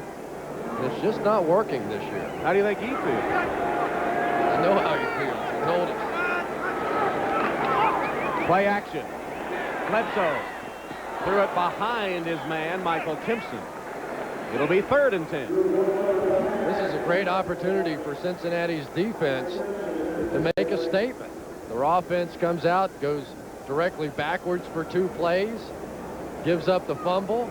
New England with a chance to grab the early momentum in the second half, but so far the defense of the Bengals up to it. Patriots have worked the middle of the field, the 10 to 20-yard zone primarily today. Bledsoe, wide open Timpson. Michael Timpson out of bounds around the 10-yard line. It could be about a yard short. Mike Brim forced him out of bounds. And Timpson had a chance to make the catch there and turn it up the field, but he just couldn't regain his balance as he went to make the catch. Looked like he was stumbling a little bit, maybe concerned about getting his feet down in bounds, and was never able to gain his balance and make the cut up the field. It'll be 4th down and about 2 yards, so they'll try the field goal. There's the pass. Brim made sure. Barr's field goal, a 28-yarder, is good. So Matt Barr hits his 3rd field goal of the day, and the Patriots strike first in the 3rd quarter to lead by 3. The NFL on NBC is brought to you by the all-new 1995 Eclipse from Mitsubishi, the new thinking in automobiles. By Michelin, because so much is riding on your tires. By UPS, the official package delivery company of the NFL. And by Domino's Pizza. Call Domino's now. Buy a large 2-topping crunchy thin crust pizza and we'll give you a medium pizza free. Not quite a sellout at Riverfront Stadium today, although the Prince of Bavaria is in town for Oktoberfest. The celebration going on in downtown Cincinnati. Kickoff taken by Darnay Scott. Dodged 2 men and asked for a block. Scott down the sideline, an excellent return to the 41-yard line where Bernie Leggett finally chased him down.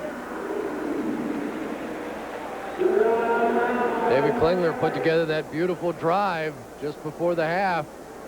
He's used to those numbers, believe me. He was sacked 58 times in his first 18 games, so playing the role of punching bag is nothing uncommon. You can see that David Klingler continues to work the ball underneath. This is an offense that has not had any success at all this season throwing down the field. First down pass. Klingler throws short, completes it to tight end Tony McGee, who rides the defender for another few yards and is close to a first down. Myron Guyton was trying to bring him down like a bulldogger and having not much luck. Myron Guyton played at Eastern Kentucky, not far from here. Yeah, and you're talking about taking some heat over the last couple of weeks. He was a free agent. Bill Parcells really loved the guy when he played for him with the Giants, but was burned a couple of times and under a lot of scrutiny in New England. 2nd and a yard. Derek Finner picks up the first down. He's to the 44-yard line where Tim Goad makes the tackle.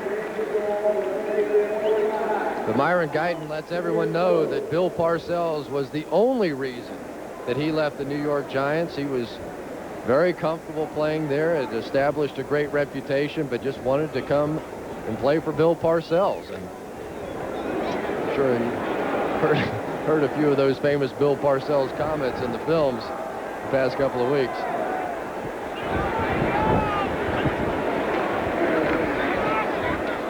Bennett jumped away from the initial would-be tackler, and then Maurice Hurst gets him down for good. Myron Guyton played his high school football in Thomasville, Georgia, which is a hotbed of NFL players. 8 players in the National Football League came from Thomasville, and Charlie Ward, last year's Heisman Trophy winner, who is on his way to the NBA instead of the NFL. So Guyton from Thomasville, Georgia, and that set him up pretty well. He's one of 8 kids born in Metcalfe, Georgia, and played at Eastern Kentucky. Klingler buried. Ball is loose, and New England has it again.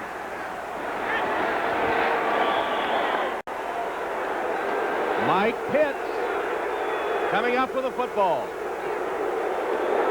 Chris Slade was the man that knocked it loose from Klingler as the defense collapsed all over him. And for the 2nd time in this half, New England forces a turnover. That's the 2nd straight play in which Chris Slade has just simply dominated his man, working there against David Cadigan, the former Jets player, and he just mauled him.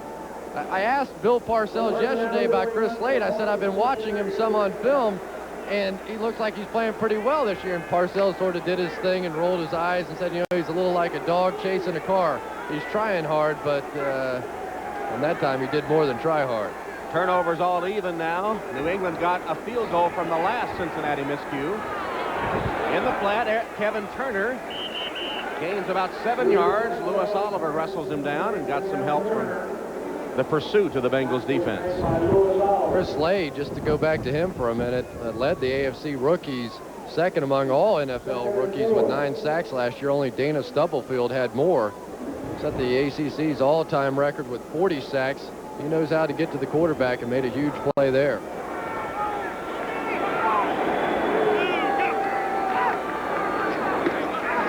Leroy Thompson, a resident of Cincinnati, takes it down to the 25-yard line and has a New England first down.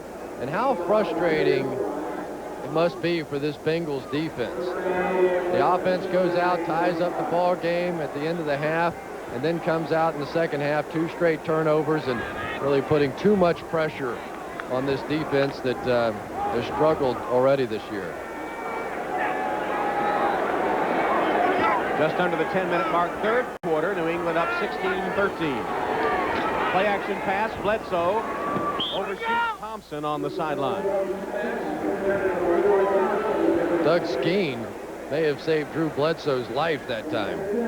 Alfred Williams coming from his outside defensive end position, and Skeen on the molly, as they call that protection, in which the guard will check the inside linebacker. If not there, he has to hustle to get the outside guy, and got there just in time to save his quarterback's neck.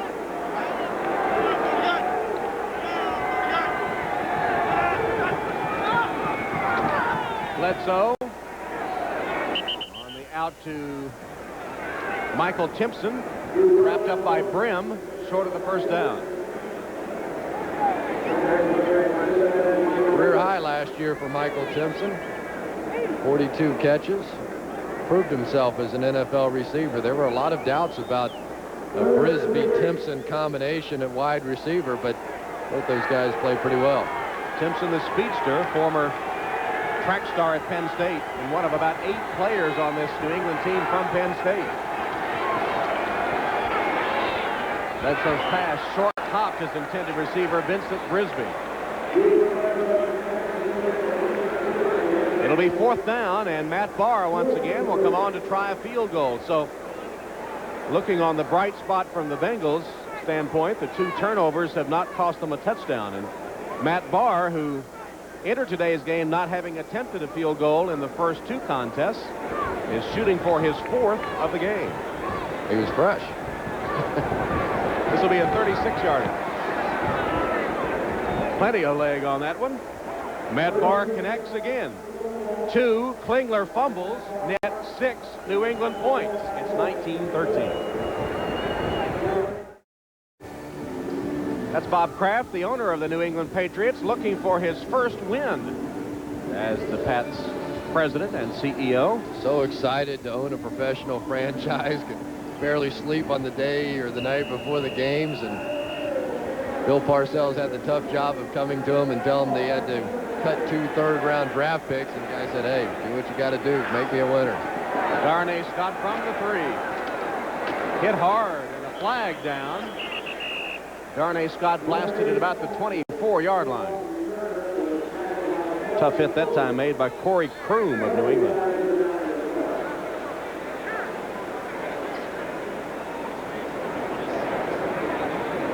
Bob McElwee sorting it out. Turnovers have been huge in the game, 2 by each team, 3 of them resulting in scores. Penalty will be against New England and Cincinnati.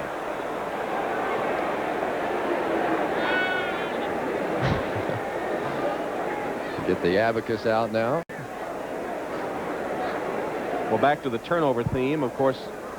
Personal foul, face mask foul, 26 defense, holding on the return team, number 51. That's a double foul after change of possession. By rule, the receivers take the football, 1st and 10 at the end of the play. So that amounted to not much, as Kroom of New England and Tovar of Cincinnati were whistled for infractions.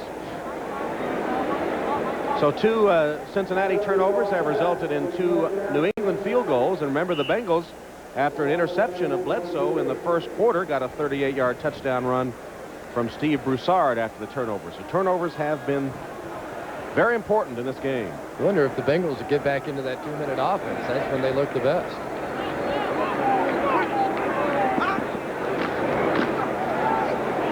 Harold Green tries the other side. Klingler thought about giving him a block, but nothing there. It'll go for a loss. Back to the 20-yard line. Rookie Reynolds cut off the corner and then tracked down Harold Green. He didn't think about blocking for long, though, did he? I thought Harold Green was going to punt it when I first saw it.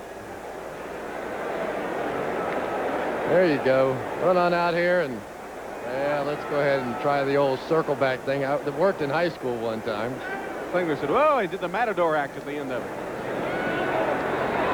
That pass, dangerous, intended for Pickens, as Maurice Hurst broke on the football and had a chance to pick it off. As it was, it goes incomplete.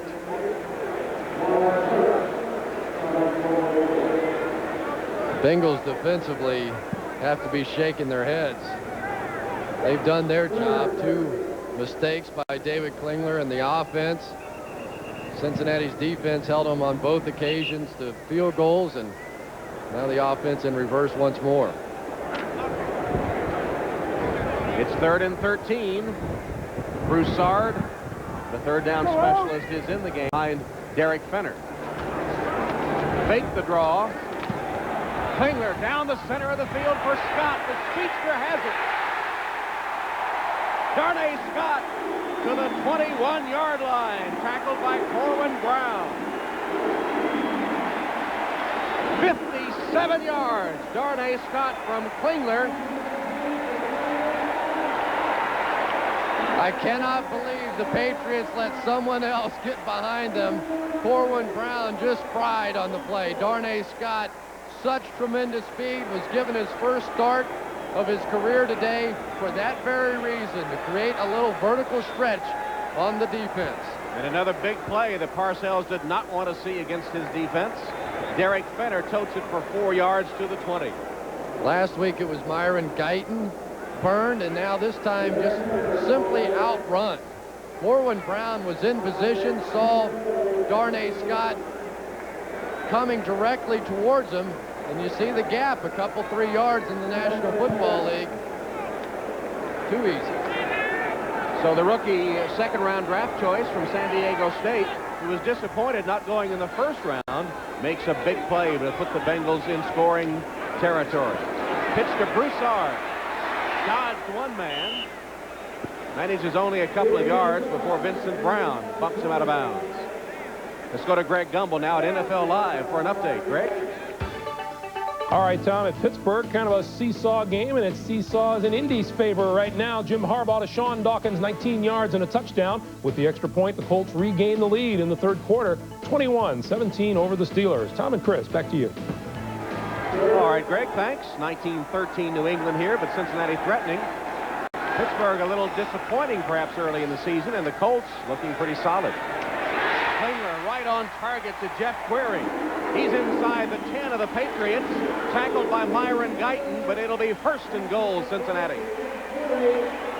And this defense of the Patriots has to be thinking, here we go again. Jeff Query finding a big gap in the zone defense. The holes are there. No question about it. The holes in this defense are definitely there. Not great speed at the inside linebacker position. Gives you some room to work. That was too easy, wasn't it? Second catch by Query. Total of 17 yards.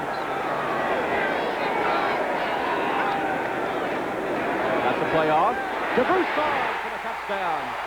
Second touchdown of the day for Steve Broussard.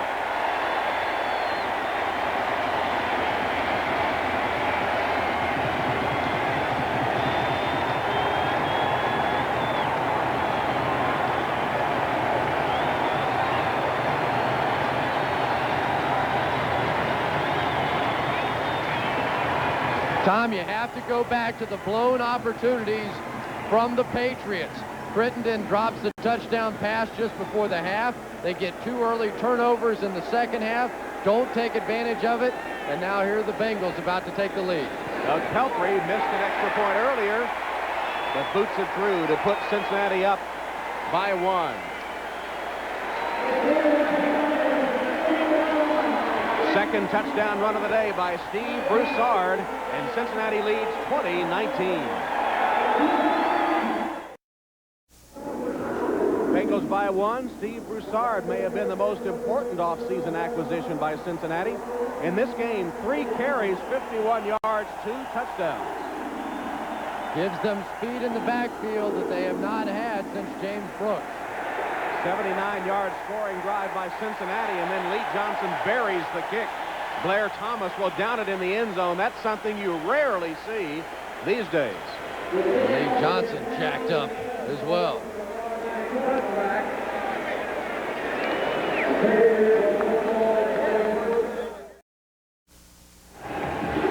The Bengals desperately needed team speed, and they got it during the offseason. Drafted Darnay Scott, picked up Steve Broussard from the Falcons. Those 2 guys with the big plays in that last touchdown drive.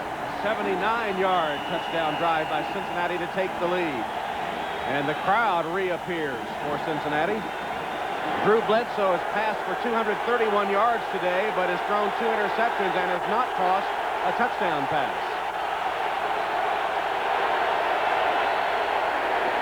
But continues to run into a stone wall on the defensive front of the Bengals, with one of their many first-round draft choices, John Copeland, making that play. And now the Patriots have their hands full. Plenty of opportunities to put this Bengals team away. Remember, this is a team that started 0-10 a year ago. Start 0-2 here, and the crowd desperate for a win.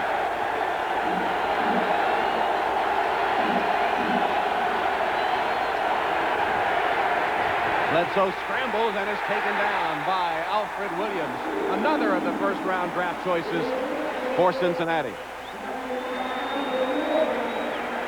And Tom, there's no question there's talent on this football team for the Cincinnati Bengals, and all they have 7 first-round draft choices in their starting lineup. Alfred Williams with the inside move won't go down as a sack, but the pressure is now beginning to be applied up front. Here are the #1 draft picks, including Big Daddy Wilkinson this year, the first player taken. 3 wide receivers on 3rd and 6. Bledsoe with a quick drop finds Ben Coates, and he rambles for a first down. Tough run by Coates, who beat John Johnson to the marker. Shake it up, but able to get to his feet and limps back out onto the field. Tom, to be a superstar in the National Football League, when times start getting a little tough, you have to make plays. And Ben Coates has done it throughout the afternoon and done it in every game so far this season. Looks like he may have twisted his ankle at the end of it. First down, New England from the 35. Trailing by 1. Bledsoe on target again. Sideline route to Michael Timpson. Out of bounds after a gain of 11. What a huge 3rd down play that was from Ben Coates and Drew Bledsoe. Took the crowd out of the game, gave this offense a little confidence. And now, for the Patriots, you have to give up on the running game. The running game hasn't been there all day. Go with what you do best. Throw the football. First down, the ball spotted at the 46 of New England. 3.5 minutes remaining, 3rd quarter. Marion Butts finds a seam up the middle. Maybe his best run of the day. Keith Rucker brings him down after a gain of 6. Well, that's a good call, because definitely the Bengals looking for pass now. So you run the delayed draw to Marion Butts. Everything now off of the passing game. You run the draws, you run the screens, you throw the ball down the field. Don't try and just go up and overpower guys like 340-pound Keith Rucker. Butts has carried 15 times for only 35 yards. Bledsoe wings it down the sideline. Intended for Brisby and too long, incomplete. Rod Jones was running with him. Bledsoe overshot his man that time.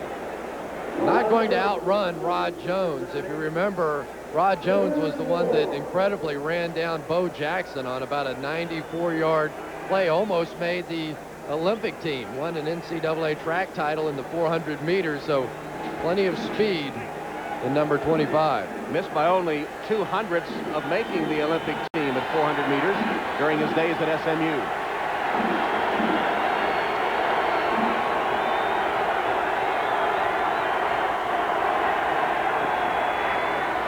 Just lob it to Turner, and Kevin Turner has another New England first down to the 34-yard line of Cincinnati.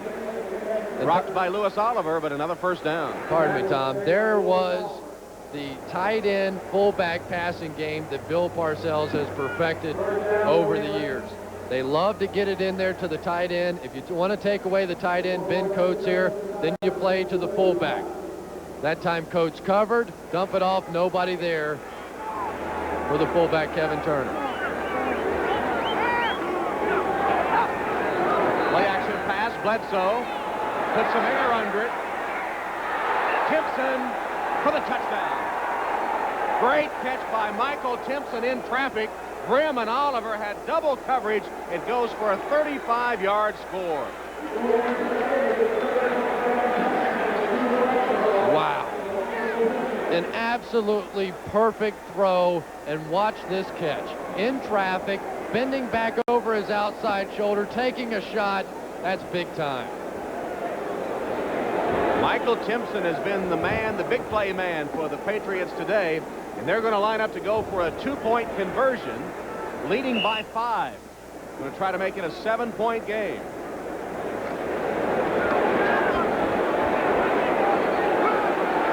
Most teams throw in the 2-point situation.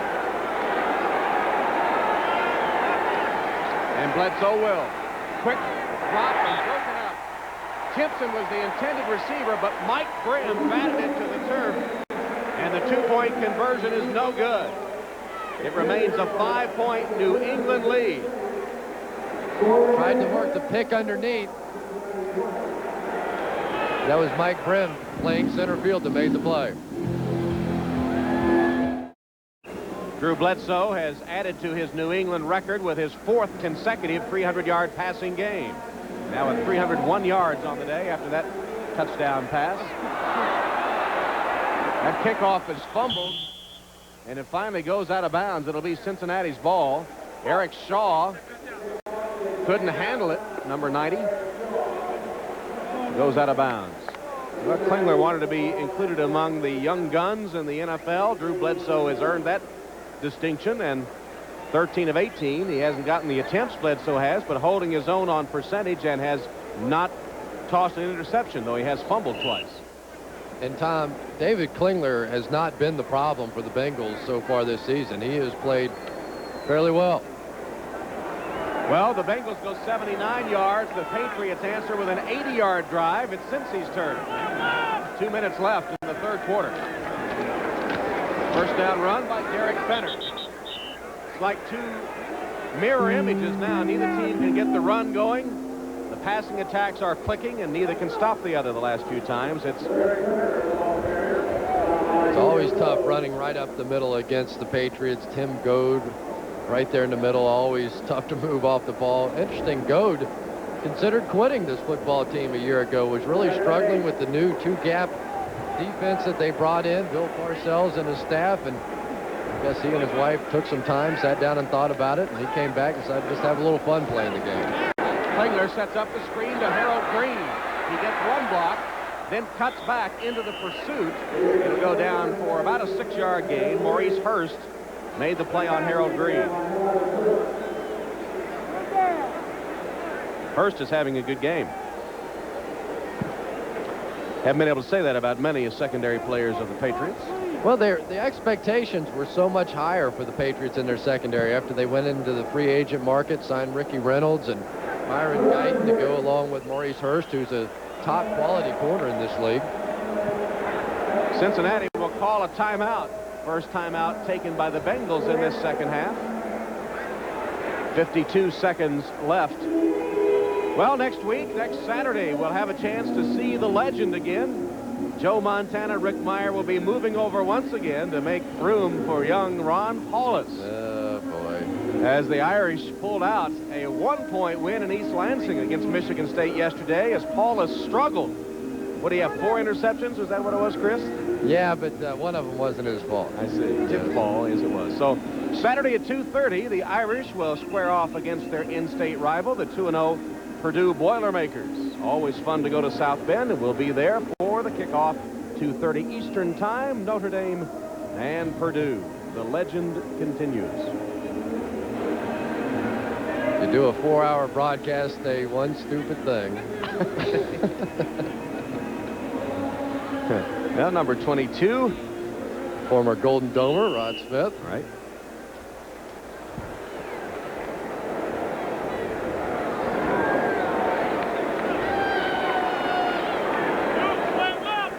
Big 3rd and 3 play for Klingler and the Bengals.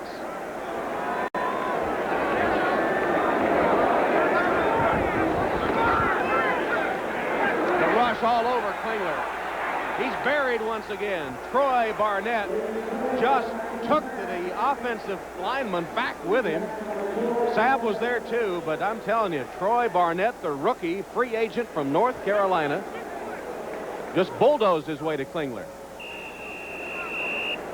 Just a straight bull rush, and look like Ken Moyer, they're working against number 73. No question, he is the weak link in this Bengals offensive line, and the loss of those tackles now beginning to show up for Cincinnati. That was the 6th, count them, 6th sack of the day for the Patriots in 3 quarters.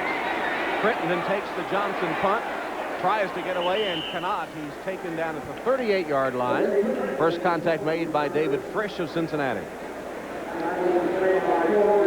19 seconds left, 3rd quarter. Patriots take over, leading 25-20. Well, here's what we have coming for you tonight on NBC. A triple header filled with mystery and action. Bermuda Triangle, secrets revealed. Unsolved mysteries special on UFOs. And then the 2-hour season premiere of Sequest. That's all coming up tonight, starting at 7 o'clock Eastern Time, 6 o'clock Central Time here on NBC. The Bermuda Triangle, secrets revealed, then Unsolved mysteries special, and the 2-hour Sequest season premiere. Maybe get Sequest to resolve those unsolved mysteries of the Bermuda Triangle. Get them all working together, huh? Bledsoe to Coates. Clicks once again to the 45 of Cincinnati, and a first down. Ricardo McDonald made the tackle after 15 yards. Ricardo McDonald just beating up on Ben Coates, holding him, grabbing him, doing everything he can, and they still get it in. That'll bring the 3rd quarter to a close. We end the 3rd quarter with the Patriots leading the Bengals 25-20. This telecast is presented by authority of the National Football League and is intended for the private use of our audience. Any rebroadcast or other use of this telecast without the express written consent of the NFL is prohibited. This one has gone back and forth all day. 25-20, New England leading. The series also is close. 8-7, New England leading it. As Bledsoe goes downfield, intended for Timpson, who can't quite run under it. The Patriots in their throwback uniforms today. Their 1963 version of the Patriot uniform. That was when they won their first divisional championship. In fact, they won a tiebreaker game with Buffalo in the old AFL, then lost to San Diego in the AFL championship game. Injured player is Ty Parton of the Bengals. Back in '63, who do you think the Patriots MVP was? You? No. I was just a lad then. It was the sweet Kentucky Babe, Vito Babe Pirelli. Yes.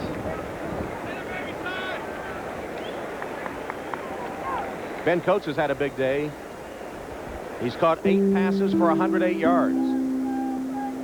But again, the story for the Bengals defensive line, no sacks in the ball game. This will be their 3rd straight game unless they get one here in the 4th quarter. And if you give Drew Bledsoe that much time, he will eventually find Ben Coates. Patriots got 2 field goals as a result of Cincinnati turnovers, and then had a long drive, 80 yards. Bledsoe puts it up for the 45th time in the game and hits Timpson. Mike Brim wraps him up. Timpson has been busy today, too. They're going to have to decompress Bill Parcells at the end of this season if they keep throwing the ball as often as they have the first 3 games. Of course, you know, Don Shula was known as a running coach until number 13 showed up in Miami, so I don't know. Can Bill Parcells make the conversion as well? Timpson has caught 10 balls for 124 yards. So Timpson and Coates between them with 18 receptions. And Bledsoe for the day is 27 for 45, over 300 yards.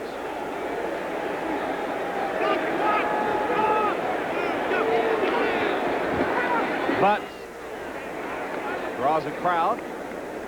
Carrying tacklers inside the 30. Tim Crumry, the veteran, at the bottom of the stack. And Crumry in his 12th year now, a gray beard as far as his position. And he's not happy, huh? No, he's not. And he openly admits that he sort of stalks the sideline, splitting time now with Keith Rucker. But he's one guy that looks good in those throwback uniforms. He looks like a guy that would have played in the 40s and 50s. Plays like it, too. Butts tries the other side with success.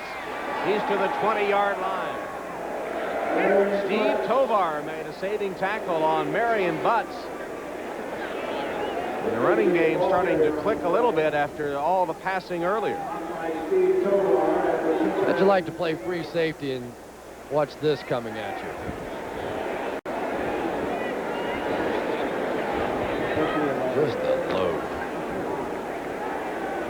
17 carries, 52 yards, Marion Butts. First down, New England at the Cincinnati 20. Patriots lead 25-20. Butts again. Nice cutback. Blasts his way to the 15, where he runs into Williams and Oliver. Stopped by Darrell Williams and Louis Oliver. Louis Oliver and Marion Butts have been going at it all day. Nice, nifty move. Well, you don't expect any big 240-pound backs to make that kind of a move, and Louis Oliver's getting sick of Marion Butts. Usually those guys are straight-ahead runners, aren't they? Pete Johnson, the old Bengal. Yeah, he used to run straight into me. Should have gotten a block. Butts hit at the line of scrimmage, still manages to squeak out 2 or 3 yards. So just when you counted out the Patriots running game, Parcells goes right back to it with success. Well, the Bengals had to make some adjustments to try and do something against Drew Bledsoe in the passing attack, and now Bill Parcells and Ray Perkins, the offensive coordinator, throwing a bit of a change-up, and this sort of resembles the game they had last week when they got the running game going in the second half. 3rd and 3 from the 13. Bledsoe to the air. Floats it complete. Turner out of the backfield. There's a marker down. Turner is to the 1. Mike Brim kept him from getting into the end zone. There is a penalty marker on the play. And Turner looks like he's slow getting up. Bledsoe all disheveled after he had dodged the rush. Number 29, defense. That penalty is declined. First down. So Louis Oliver, guilty of the hold. The 12-yard pass to Turner will stand. Tight end fullback game again. Ben Coates being held by Louis Oliver. They come on the blitz. Instead of blocking on the outside, Turner just releases. Nobody there to cover him. Turner is still down on the turf. Couldn't really tell by the replay what might have happened to him.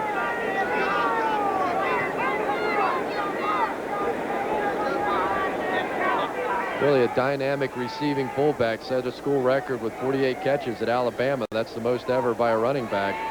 And he would be a major loss for this football team. They haven't even rolled him off the ball yet. Former Alabama High School Player of the Year in Prattville, Alabama. Went to the University of Alabama and in his 3rd season with the Patriots. We saw the great block he threw earlier to spring Marion Butts for a touchdown.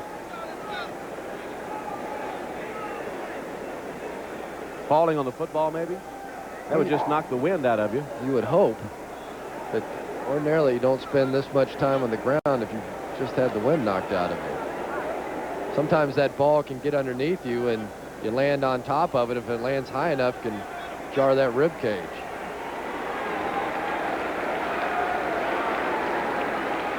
Hard to tell. Obviously, didn't hurt his legs, but you just don't know how serious the blow was to his ribs.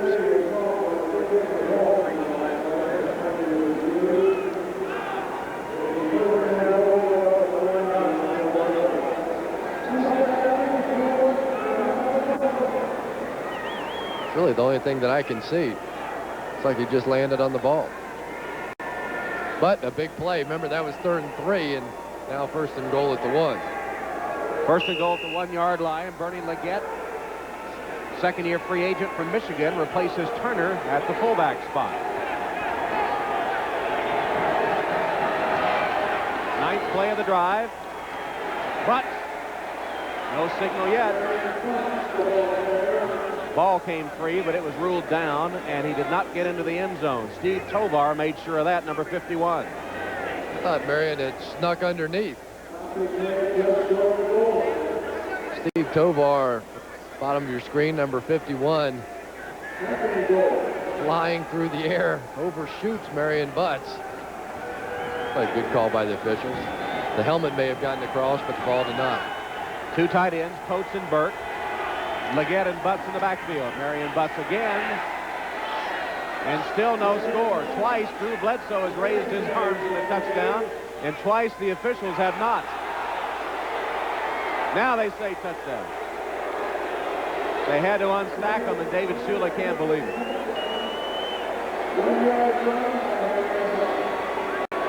Good job of officiating. No question the line judge was blocked on the play. Marion Butts wasn't going anywhere at the bottom of that pile. Here's where the line judge stands on this side. Absolutely no way for him to know if Marion Butts got over. Goes in, takes a closer look, and if anything, the Bengals were pushing him back. Going for two. Bledsoe's pass incomplete. Second two-point conversion that's gone awry for the Patriots. Ben Coates, the intended receiver. Louis Oliver broke it up. It's 31-20, New England.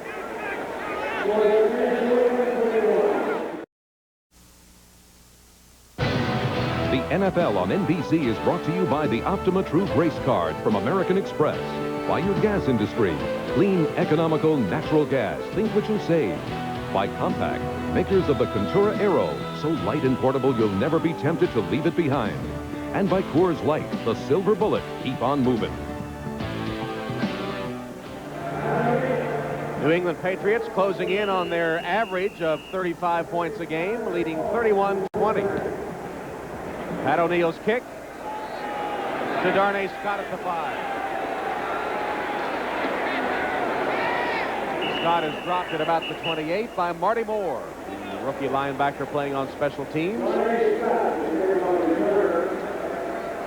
Tom, I really think that David Klingler has to get the football back in the hands of his two game breakers, Steve Broussard and Darnay Scott. Those are the guys that have created the excitement this afternoon for the Bengals, and they just haven't seen the football enough. Klingler is hitting at a 74% clip in this game. 14 for 19, 170 yards and a touchdown. Trouble is, the Patriots have scored on all 4 possessions in the second half. Play action. Klingler down the field. He had Query 5 yards behind the defender. Ricky Reynolds was burned by Query, and Klingler absolutely missed him. Penalty marker down. Probably the biggest problem that David Klingler had a year ago was throwing the deep ball. Consistently. Contact, number 21, defense. 5 yards, previous spot, first down automatic. Ricky Reynolds was absolutely fried on the play, and he knew it. Tried to do anything to slow down Jeff Query and probably threw off the timing of the route. That's about as open as you'll see a wide receiver in the National Football League, and badly thrown by David Klingler.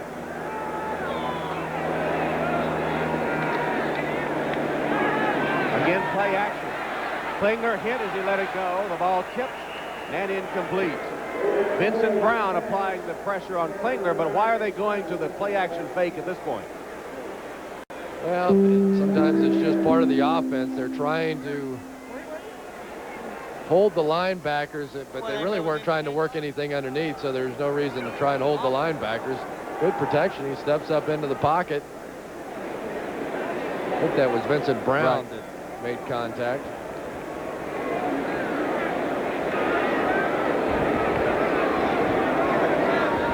Harold Green stumbling, tumbling, and down. Troy Barnett made sure. And the crowd giving the Bengals what for now. Feel like it's time to start putting the ball up.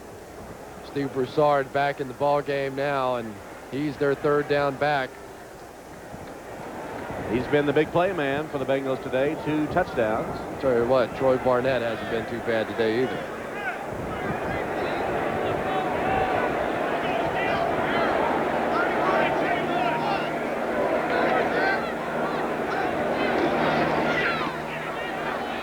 Klingler throws it to his tight end McGee. Dragged down by Myron Guyton short of the first down.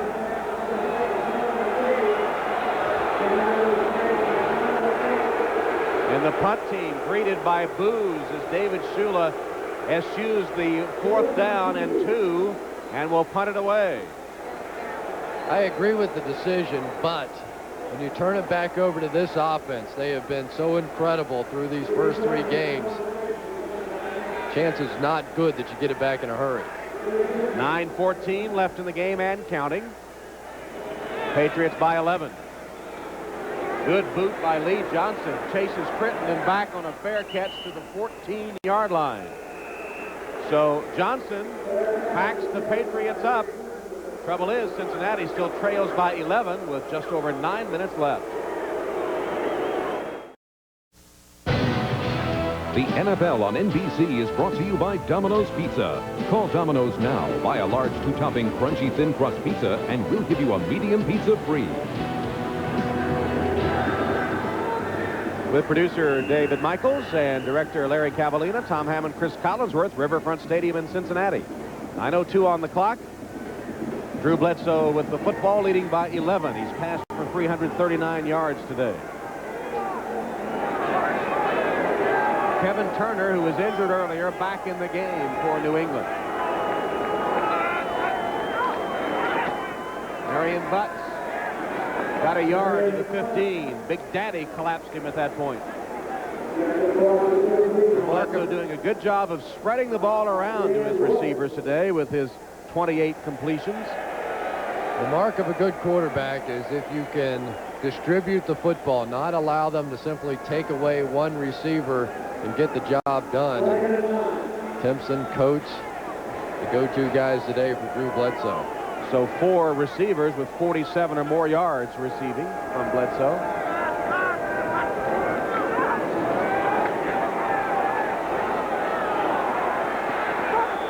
Incomplete, intended for Michael Timpson.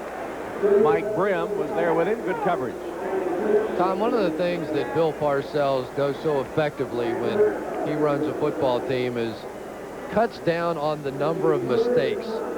Last year, the Patriots went from allowing 65 sacks the year before down to 23. They also had the fewest penalties in the league a year ago. So far in this one, no sacks and only 14 yards on 3 penalties. This would be the time, as you see, Bledsoe's total. Again, over 300. That's the Patriot record. Time when he'd like to work the clock with a long ground drive. Instead, they have to go to the air, but it works just as well. There's Ben Coates again. In traffic, he makes the catch to the 30 and 31-yard line. Francis and Johnson were all over him, and it goes for 17 yards. And James Francis cannot believe it. James Francis pounding Ben Coates off the line, running with it. Perfect coverage all over him, standing in front, has his hand in front, get the arm in between, and he still picks up the first down. James Francis left talking to himself, sitting on the turf. From tiny Livingstone College, Ben Coates, first down New England, pitches to Butts. Made a nice cut after a block on the corner, then is thrown down by Francis. Clock ticking down, showing 7 minutes and 20 seconds. Remember, he's a great receiver, but a better blocker. Ben Coates taking John Copeland and just shoving him inside.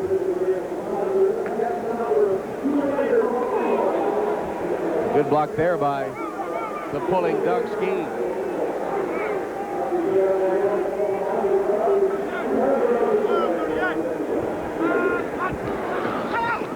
But Patriots have only amassed 78 rushing yards today. Butts has not been able to get untracked. Steve Tovar made the tackle for no gain there. Steve Tovar is a linebacker that Bill Parcells would like having have playing on his football team. Tovar is the reason, basically, that the Bengals went from a 34 to a 43 defense this year. Take a look at Ray Perkins. Another big third down call for the Patriots. They do not want to turn the football back over to the Bengals offense. 3rd and 2. Approaching the 6-minute mark. And New England up 31-20.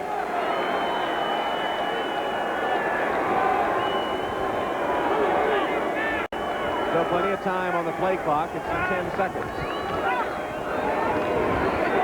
Bledsoe under pressure, shoots it to Butts. Marion Butts has the New England first down to the 49-yard line. Banged down by Louis Oliver and John Johnson. But another 3rd down conversion by Bledsoe. You think they're tired of having Ben Coates beat them on 3rd down? Boom, boom. They got the whole team guarding him now. Unfortunately, that leaves Marion Butts wide open. Tough to beat that quadruple coverage.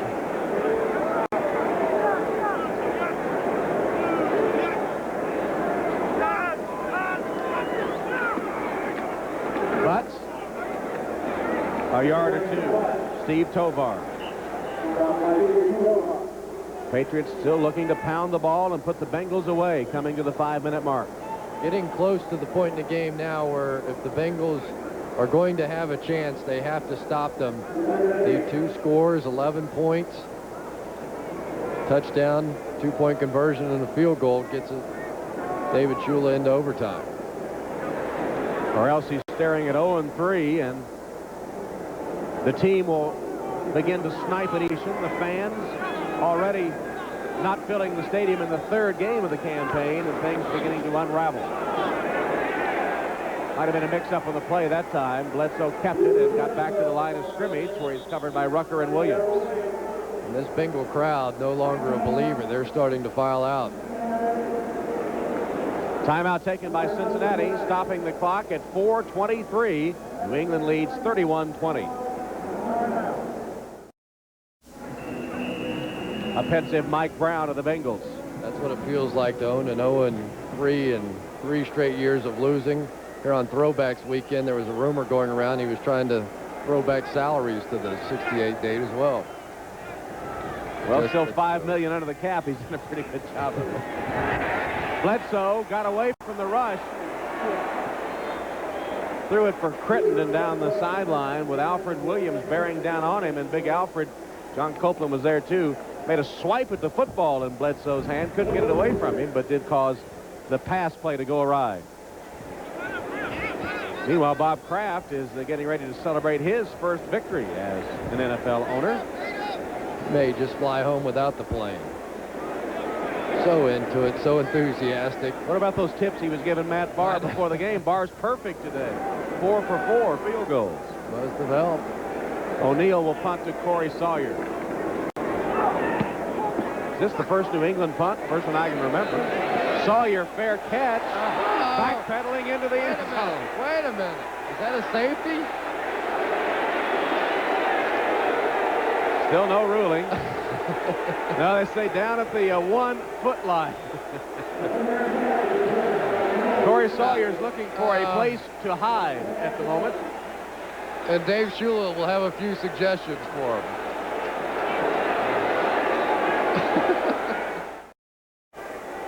4:06 left. The Bengals backed up. Backed up. They're at the 1-inch line after Corey Sawyer had his mind back in Tallahassee. Klingler got rid of it. Incomplete. Corey Sawyer, the rookie from Florida State, is the cause of all this. Tom, they say if you watch football long enough, you'll see everything. Here's a new one on me. They're lucky it wasn't safety there. Sawyer's from Key West, and he'd have to go about that far to escape the wrath of David Shula. Ken Moyer is injured. Boy, and the problems continue up front for the Bengals. I don't know what they do for another offensive lineman. Maybe let Corey Sawyer take a shot at it.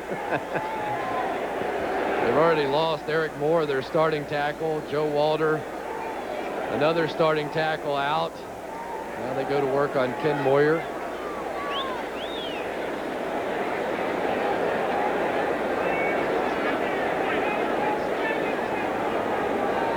as they tend to Moyer's knee. Bob Kraft about to get that elusive first win as the Patriots owner.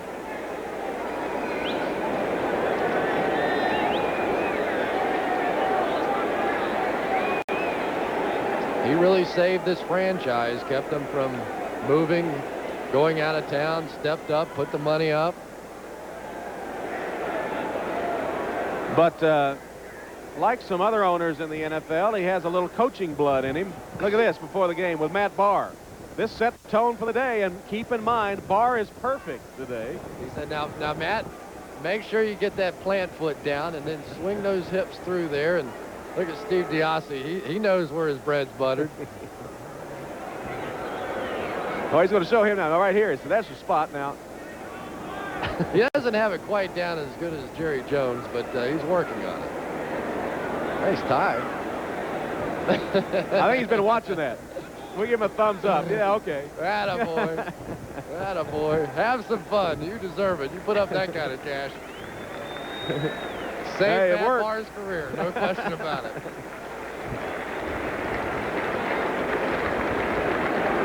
Now Ken Moyer working his way off the field. Ken Moyer is one of the really terrific people in the game of football. Wants to be a minister when his playing days are over. Said, even though I have such a strong Christian belief, I have no problem trying to drive a guy right into the dirt, but just a super person, really a nice guy. He's replaced by Dan Jones at the right guard spot. Klingler rifles it complete to Pickens. Carl Pickens is off to the races. Banged down at midfield. 50-yard pass completion, 51 officially. Ricky Reynolds collapsed him. Clock down to 3:42, and the Bengals need a quick score. Hard to overthrow Carl Pickens, a 7-foot high jumper, and he went up and just snagged that one.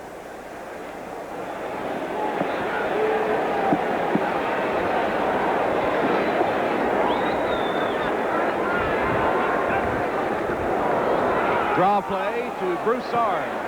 Tries to turn the corner and instead is driven out of bounds after a couple of yard gain.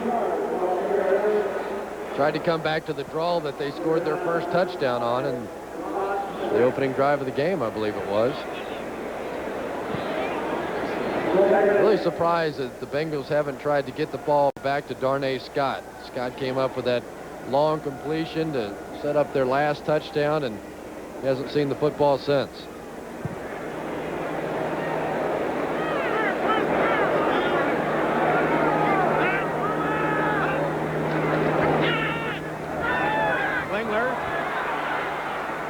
Dropped. Scott, the intended receiver, they came back to him, and he dropped what should have been a reception. That was a great throw there by David Klingler. Klingler absolutely running for his life, off balance, and somehow got those shoulders turned and was able to find Darnay Scott. This is the ball you need to lay out to catch. At that point, you don't worry about turning it up the field there. The completion much more important. Klingler's hit 16 of 28, 228 yards. Once again, he's wrestled down for the 7th sack. There is a penalty marker down. They might have gotten him with a face mask. Mike Jones was the man all over Klingler. McGinnis was back there too. Klingler's angry. Look at him. He's going to take somebody on. 15-yard face mask foul. 53 defense. 15 yards, automatic first down. Called it on Chris Slade. The better of the two blitzing outside linebackers. Always a dangerous. I don't think that was on Chris Slade at all. Wow. Wow. Kenny Anderson got one of those one time, and it put him out of commission for the better part of a year. This is so dangerous when you get a guy that big and that strong grabbing the face mask the way that Mike Jones did. David Klingler's lucky he's still in one piece. 300 pounds behind that grab of the face mask. 41-yard line, the spot of the football. 3 minutes left. Klingler off the back foot finds his receiver McGee, the tight end. Just a short gain, though. Myron Guyton made sure he didn't get away. Great job there by Myron Guyton. They came with the all-out blitz. Klingler had it read, and Guyton made a huge tackle. There was no one else in sight. You see the time left? Only one timeout remaining, Cincinnati. Flag is down as Klingler short hops Tim McGee. And I think the Patriots got fouled up in their substitution. Looked like they had 12 men on the field. Old Sam White's trick to make the quick substitution. Snap the football. They tried to get their nickel defense out there. I believe Cincinnati might be advised to go to the no-huddle offense. They've had their best offensive production today when they go without the huddle. I agree.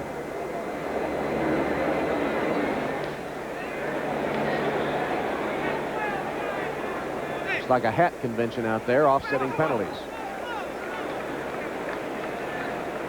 Like motion on the Bengals offense. Illegal motion, offense. 12 men on the field, defense, offsetting penalties, replay the down. Second down.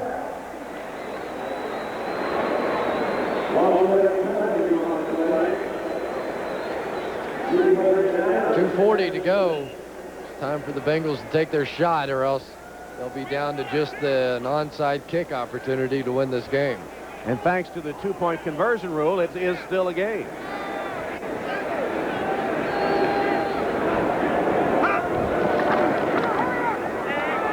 Screen to Broussard. Convoy of blockers. He has a first down to the 28 of the Patriots. Don't forget the Bengals had to burn a couple of timeouts early. Only one remaining.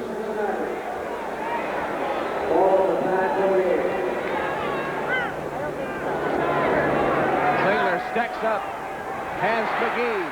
First down at the 14. Vincent Brown tackled Tony McGee. Klingler's right back up, bouncing up to call his play. Ricky Reynolds came on a corner blitz and almost got decapitated. They couldn't get it off before the 2-minute warning. That'll stop the clock with 2 minutes to play. And the Bengals trailing by 11 points. We'll be back for the final 2 minutes in just a moment.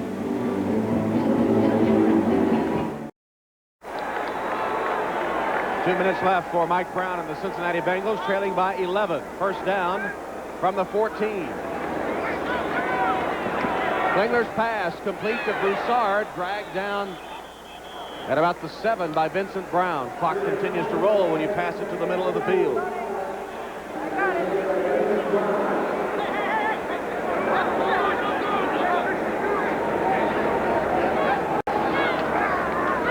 Broussard on the draw. You got to throw the football, don't you? Boy, I tell you, that draw play burns about 30 seconds. It's okay when you have 3 timeouts remaining, but not in that situation.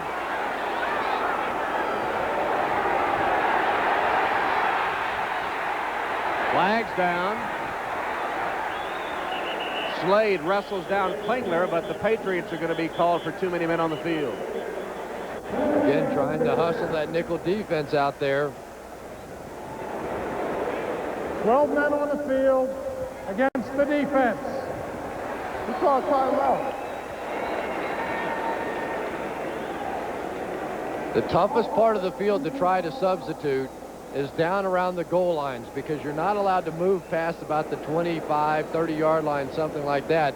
So you have to run all the way down the field. If the Bengals had made a substitution, then the Patriots would have been given time to make their substitution. But because the Bengals went right to the line, the Patriots could not run out there and make that substitution that quickly. On the field, defense, half the distance, first down. That's a big play for the Bengal offense. They're looking at third down about 4. Now they have first and goal at the New England 4-yard line, but only 1:16 on the clock and needing 11 to tie. They're in this position because Doug Pelfrey missed a point after on the first score of the game. Klingler's pass for the touchdown. Pickens. Pickens beat Ricky Reynolds, and now Klingler with the 2 fingers in the air. They must go for 2 and then get a field goal to tie. 11-play drive by Klingler to put them with a chance. It's never easy getting your first win as a coach in the National Football League, and never easy getting your first win as an owner either. Bob Kraft now forced to sweat this one out. Carl Pickens working against Ricky Reynolds. Boy, that's a nice move. Good little step outside, swim underneath. Pretty move by Carl Pickens. This has been a 99-yard drive. They started just an inch from their goal line, now going for 2. Broussard has it.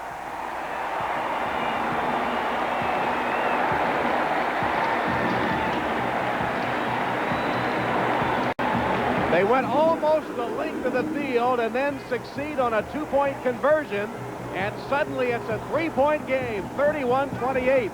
And you don't think David Klingler is fired up? They bloodied his nose on the last drive, but he had the last laugh. 31-28, 1:13 showing on the clock, and David Klingler starting to emerge as the fiery leader of the Cincinnati Bengals. It's been building and building with him this season, and maybe finally reaching fruition in this game as Kenny Anderson, the quarterback's coach of the Bengals, is there on the sideline. Had so many great years in a Bengal uniform, and now Klingler, perhaps a watershed game for him. But Tom, the 2 wasted timeouts in this half now dictate strategy in this situation. Could have been conceivable that you could take the timeouts, kick it deep, and hope to get the football back. Now have to go for the onside kick. Pelfrey will kick it, not Johnson, as they go for the onside. Has to travel 10 yards. A pop-up fielded by the Patriots and hung on. Steve Diassi, Myron Guyton, and it's Guyton, number 29, that cradles the football. They try to rip it away, but it'll be New England ball in Cincinnati with only 1 timeout left. Well, he had it, but you never know what happens at the bottom.